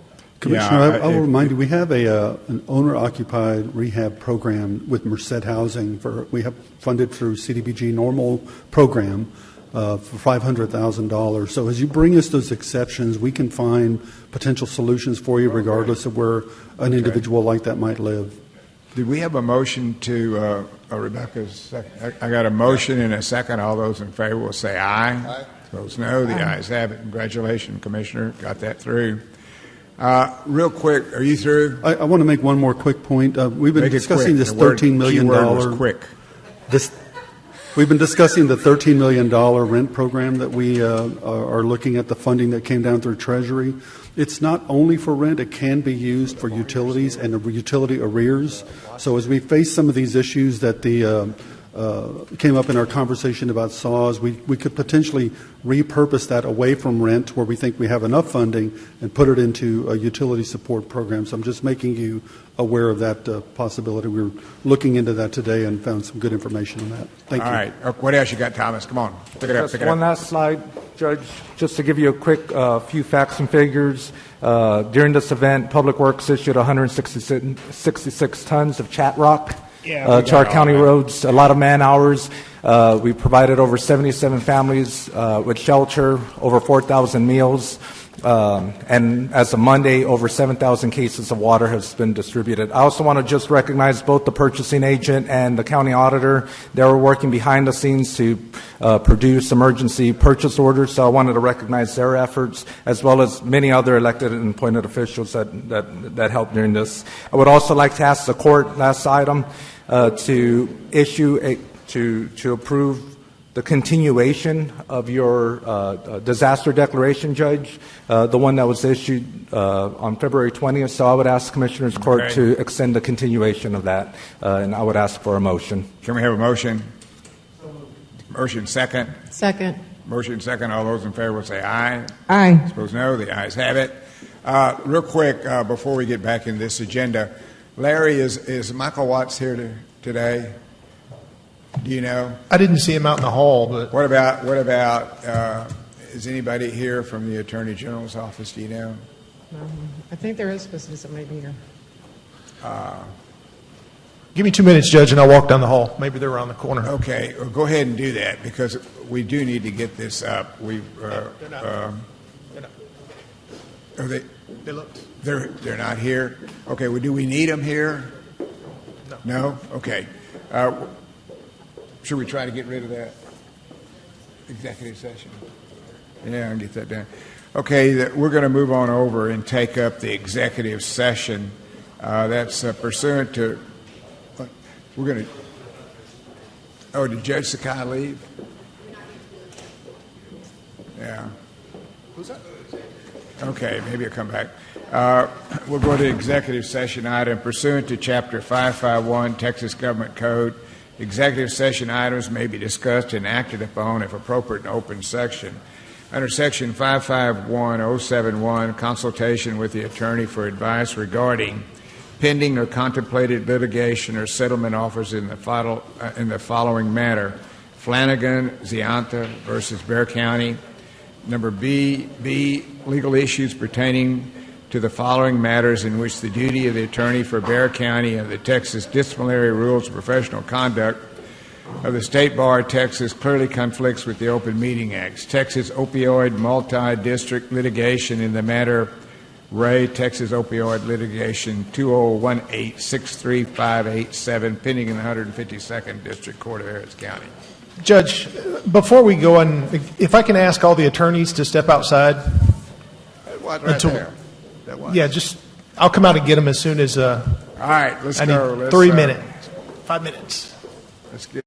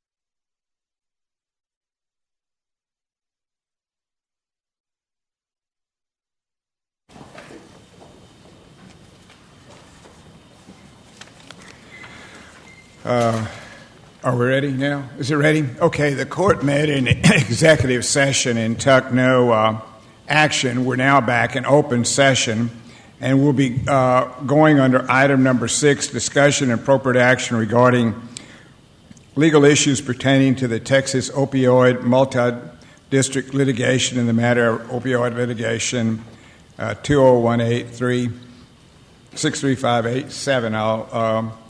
And consideration of the Texas Opioid Abatement Fund and Settlement Allocation Term Sheet. Recognize Commissioner DeBerry. So I think we will have a motion on the floor. We've had some discussion about this, but we need to approve and ratify what is called the Texas Term Sheet associated with the opioid litigation. So that is the motion that's on the floor. Do I have a second to that? I got a motion and a second. All those in favor will say aye. Aye. All those opposed, no. Paul Singer's with us today. We'd like to introduce you to Paul Singer with the Attorney General's Office. Paul was instrumental in working up the term sheet, and we feel comfortable that that is in the best interest of Bexar County, and I know he'll be looking after us. This is not the final settlement of that. This is just the term sheet of how the funds will be distributed. We will have to wait to see if there's an overall agreement with respect to the full settlement, but that's not before us now. Do I have any other motions? Regarding the Texas term sheet, we have a second and a vote on the Texas term sheet, Yeah, we're right? through Okay. with that. Do we want to talk about? Yeah, the second motion that I would like to make is we have 2 co-counsels on the opioid contract. 2 firms that are on board, and the Watts firm and also the Phipps law firm. I'd like to make a motion that we appoint Michael Watts and his firm the lead in the opioid litigation. Do I have a second? Second. I got a motion and a second. All those in favor? Can we have some discussion? Second. I got a motion and a second. All those in favor? Can we have some discussion? Discussion? Okay. So even though I'm making the motion, obviously, to appoint the Watts firm as lead counsel, it would be my opinion, my preference would be that actually we release the Phipps law firm. I know I'm probably overruled on that because I don't believe that they can carry out the full duties of what they were required to take on based upon not just the fact that the firm has changed names several times over the past probably 2 or 3 months. I don't know that they have the capacity to be able to do what we need them to do, but I'm making the motion, and I think I'm trying to strike a compromise here in that we keep Watts as the lead or appoint him as the lead, and Mr. Phipps can stay on the opioid lawsuit, but he's going to follow the lead of Michael Watts. I had a second to that, right? I got a motion and a second. All those in favor will say aye. Aye. Opposed, no. The ayes have it. 2 big decisions. Paul, stick with us, and hopefully you get the overall settlement done. And we appreciate all the work you've done. Appreciate you responding to the needs of Bexar County. Okay. Judge, I know it's been a really long Commissioner's Court, but did we finish all the individual items? No, we haven't. Do we need to vote on those, or can we push them to the next one, or how does that work? We got to go back to them. Let me see where we were.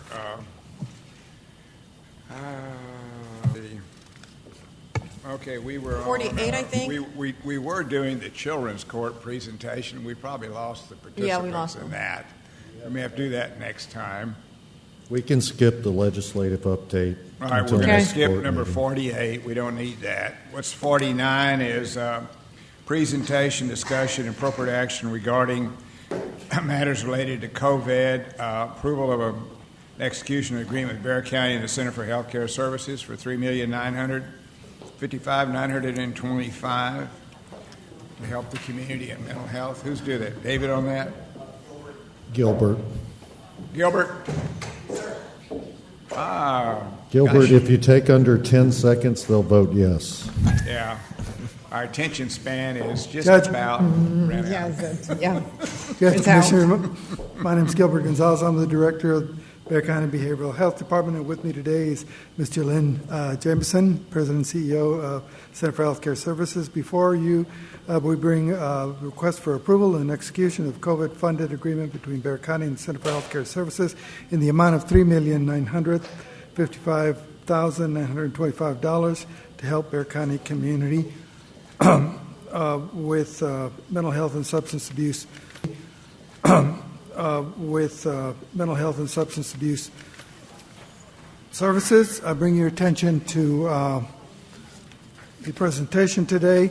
Center for Healthcare Services is Bexar County's local mental health authority. The local mental health authorities are primarily responsible for serving those individuals with highest needs in mental health, illness, substance abuse, and those with intellectual abilities. Two additional notes. The Meadows Mental Health Policy Institute, which advises the state and the legislature in matters related to mental health and substance abuse, released a study indicating what we all know to be true, and that is the rising and economic impact in the rates of mental illness for substance abuse and mental health, including deaths associated with suicide, overdose, and violence. To address these issues, the Center for Healthcare Services is requesting one-time COVID-related funding, and at this point I will turn it over to Ms. Jameson. But before I do want to extend an appreciation to Center for Healthcare Services. They run multiple 24-hour operations, one of which is near and dear to my focused attention, and that is the Justice Intake and Assessment Center. During this recent ice age, they were able to maintain staffing without interruption. Ms. Jameson.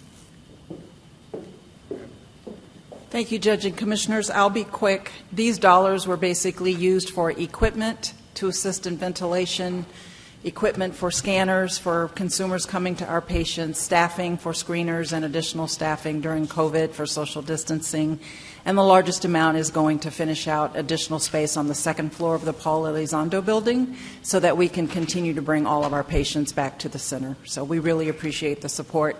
Most of it is in a reimbursement phase. The construction should be completed by the end of May. So thank you. If you have any questions, we're certainly here to answer. Okay, do we need a motion or comments? I got a motion. Second. Do I have a second? Did I get a second? Yeah, I got a second. Any other further discussion? All those in favor will say aye. Aye. Opposed, no. The ayes have it. Thank you. Item number B, approval of request from the medical examiner to create temporary and regular position to assist with the increased caseload for COVID-19. Mike Lazito, is he here? Who's handling it? Dr. Molino. Who's our medical examiner? Yes, sir. There she is. And doctor, I'll tell you what, if you take less than 5 seconds, they'll vote yes. Thank you for having me speak today. Please vote yes. We good? But I will go as quickly as I can. I will warn you, I'm actually from the Northeast, if you can't tell, so me going quickly, we're going to go really fast, so if it's too fast, let me know. First of all, for those of you I haven't met, I am Dr. Kimberly Molina. I'm the Chief Medical Examiner here in Bexar County. I took over in July of this year at the retirement of Dr. Randall Frost at the height of our summer COVID pandemic. So it's been an interesting year. Before we begin, I really just wanted to take a minute to recognize my staff because even though we've been working through the COVID pandemic, we are part of the essential healthcare system here in Bexar County, and we worked all of last week. And many of us slept at the office to ensure that we had adequate staffing. We came in on those roads. I also want to say that our transport service, Alamo City Mortuary Service, was out on the roads constantly throughout the entire week. And we continued working. And so I really just want to say that we have an incredible team of dedicated individuals at our office, and I'm absolutely proud of our office and the amazing group of people that we have working there. And it's actually for those people that I'm here today to give this presentation. So unlike hospitals in the area that were able to kind of supplement their staff, their doctors and their nurses through the COVID pandemic with help from the state and from outside resources, the Bexar County Medical Examiner's Office has not been able to do that I'm not going to read to you my slides. I'm just going to summarize them for you. But basically, COVID has increased our caseload exponentially that we haven't seen. And along with that increase in caseload, it's actually also affecting our morgue census, so basically the amount of bodies that are with us each day. This, unfortunately, is going to impact our accreditation. So for those of you who aren't familiar with our office, we are accredited by the National Association of Medical Examiners. This increase in caseload affects all of us. It affects our staff across the board. Next slide. This is just a slide to kind of show you that increase in caseload. So our caseload is tied to population. So as the population of Bexar County increases, our caseload will increase. On average, we see an increase of about 5% a year with that. A lot of people seem to think we're tied to the crime rate. We are not. We are tied to population. Last year, we saw a 17% increase in 1 year. And again, we're used to a 5% increase. Next slide, please. Just for comparison, the Harris County Medical Examiner's Office investigated 15,000 deaths last year in 2020. The Bexar County Medical Examiner's Office investigated 16,000 deaths. So if you compare Harris County to us, we investigated more deaths than Houston did last year. Also, to let you know, Harris County, their medical examiner's office, has a staff of 160 people to investigate those 15,000 deaths. We have a staff of 56. So we investigated more deaths with less than half the staff. Additionally, our workload is not decreasing. From January 1st to February 21st of 2021 versus the same period from 2020, we saw a 50% increase in our caseload. Next slide. This is just another slide showing you that trajectory, that our caseload is skyrocketing. Next slide. There's a lot of information on this slide. I'm just going to summarize it for you. Basically, this is our accreditation. There's a calculation that we use so that we can stay accredited. And if you can see from this calculation, we are now outside of the allowable limits for accreditation. In addition, I will tell you that we lost a doctor in September, so we've been 1 doctor short. So there's been 6 of us when we have funded positions for 7. We have filled that position, but that new doctor can't start until July. So while these numbers assume that we have full staffing of 7 doctors, we don't. We actually have 6. So we have 6 doctors doing the workload of 9. And so that's basically what this slide is summarizing for you, is that we are now outside of our accreditation standards and allowable workload. Next slide. This, again, has a lot of information on it. The long story here, the short story here is that as our caseload goes up, the body census numbers go up. That's the number of bodies we have in our morgue at any one time. Just to kind of give you an example, in 2019, we had an average of about 50 bodies in our office at any one time. The maximum number we ever saw in our office was 79. So far this year, we're averaging 89 bodies in our office at a time, and with a maximum of 113. The reason this is an issue is because as the bodies build up in our office, unfortunately, when things like last week happen, we no longer have room. And unfortunately, if we run out of room, then we can't maintain the integrity of these bodies and of these decedents.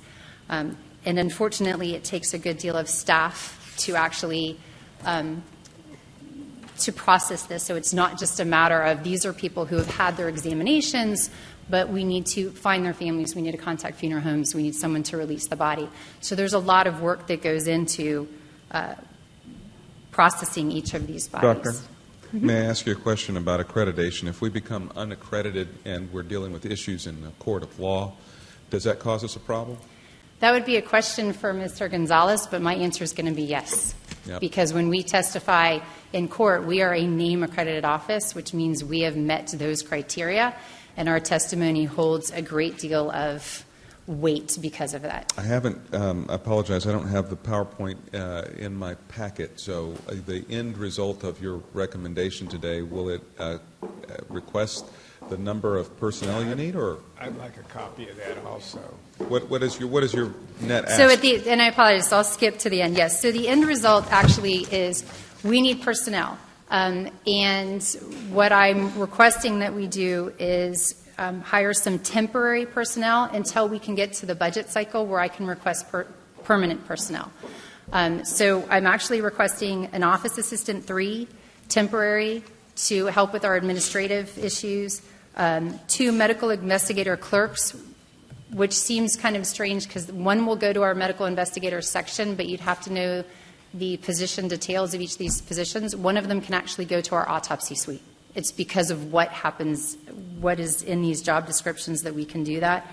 And I'm actually asking for some part-time forensic pathology help to help our doctors to get our case numbers down. David, are some of these expenses potentially reimbursable by COVID relief funds? We believe so, yes, sir. That's why I'm recommending it. So it's probably going to be a net zero. So what I would say is, why not allow for the accreditation number since it's probably reimbursable? We are. That's exactly what it says? Her request is so we get get down closer to the threshold. Okay. And then we'll address any ongoing issues in the budget process for you to consider. Okay. I'm sorry, David, just to clarify that, is this part of the COVID swap dollars? Is that what we're talking about, or this is completely different? I think it could be, but if there are leftover dollars and if there are future COVID dollars, I believe it could be reimbursed from that source. Okay. It may even be FEMA reimbursable. Gotcha. And what's the total amount? I didn't see the slide. For the remainder of this fiscal year, because you're halfway through the year, it's about $230,000. Okay. And so you think those will just be temporary, or is there Well, I'm asking for temporary help until we can ask for permanent positions in the budget. And So I'll tell you, we're going to ask for permanent positions right in the budget coming up? Okay. How many do you anticipate? Can you guess at this point? So there's kind of optimally what we need versus what I would request. And I would request probably at least 1 medical examiner position, a senior morgue specialist position, a medical investigator position, and an office assistant position. Okay, so a handful potentially for the budget coming up this summer. Correct. Okay. This may have been in your presentation, I didn't catch it, but how many deaths have you in your examinations attributed to COVID? So that's a very difficult question because the COVID pandemic that we're seeing that's going up, the deaths aren't all just because of COVID. They are because a contributing factor. Right, because what we're seeing is we're seeing a great many at-home deaths. But I can tell you in general, and these are going to be general numbers because our annual report will not come out until our annual report for 2020 will not come out until the summer of 2021 because it takes us time to investigate these. But just in general, we've certified about 250 deaths in COVID-positive individuals. But that doesn't mean they died from COVID. They were COVID-positive individuals, and we certified their deaths. Yeah, they had COVID when they died, whether it's contributing or whether it's a cause of 250. And I would assume you're going to have more of those. We're on the downside.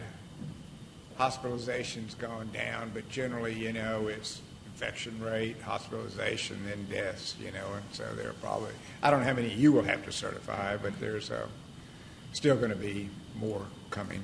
There are more coming. I can tell you we certified more just last week. I can also tell you again that unfortunately the impact to us is a little bit different in that most COVID deaths don't actually come through our office because those are natural deaths. I think we've had 2,500, and you've got about 10% of them. But what we're seeing is we're seeing more deaths at home because people aren't going to the hospital because of COVID. So even if they're not dying from COVID, they're dying from their heart attacks or whatever because they didn't go to the hospital. And those fall under our jurisdiction. Some people, I know, nephew by marriage, 50-some-odd years old, tough guy, had it, couldn't breathe very good, not going to the hospital, and died in his sleep. So some people just don't want to go to the hospital, and he was certainly one of them. I just wanted to ask, what's your theory on why we have more deaths than Houston, which is so much bigger than us? So it has to do with the deaths that we investigate. So we have an 80% death investigation rate here. meaning 80% of the deaths in Bexar County are investigated by our office, which is wonderful, which is what you want. You want the majority of the deaths reported to and investigated by your medical examiner's office. In Houston, they have a much lower death investigation rate across the board. You risk, unfortunately, missing. And why is that? Is that a political thing, or that's a local jurisdictional of how the deaths are investigated. Okay. I will also say the court over the years. How long ago was it before Dr. DeMaio was here? Well, Frost came, what? Yeah, no, but I mean, there were some problems. Decades ago, there were some problems in the with 80s, yes. our ME's office. And the past courts and this court have made the investment to hire experts, to give them the staff and facilities they need. And we now have one of the better ME offices in the country. So. Yeah, oh, good. I would probably say put us up that we have one of the best ME offices in the country. So what do you need us to do here, David? Approve what? Okay, I need a motion. Got a motion? Do I have a second? Got a motion, second. All those in favor will say aye. Aye. I suppose no. The ayes have it. I believe that's it, gentlemen and ladies. Thanks for your work. Is that right? We're through? I think we're through. I'm having an adjournment, sorry.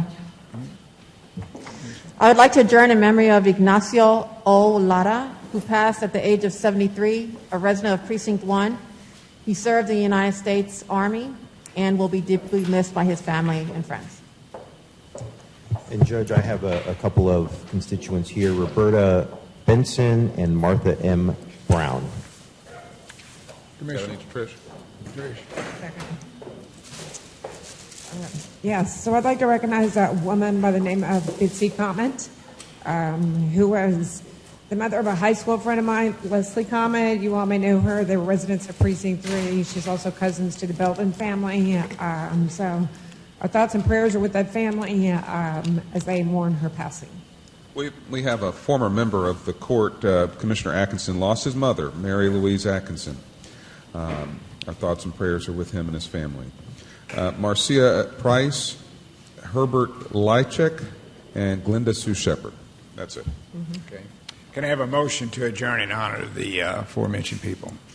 Got a motion to have a second? Second. Got a motion and a second to adjourn in honor of the aforementioned people. All those in favor will say aye. Aye. Opposed, no. The ayes have it.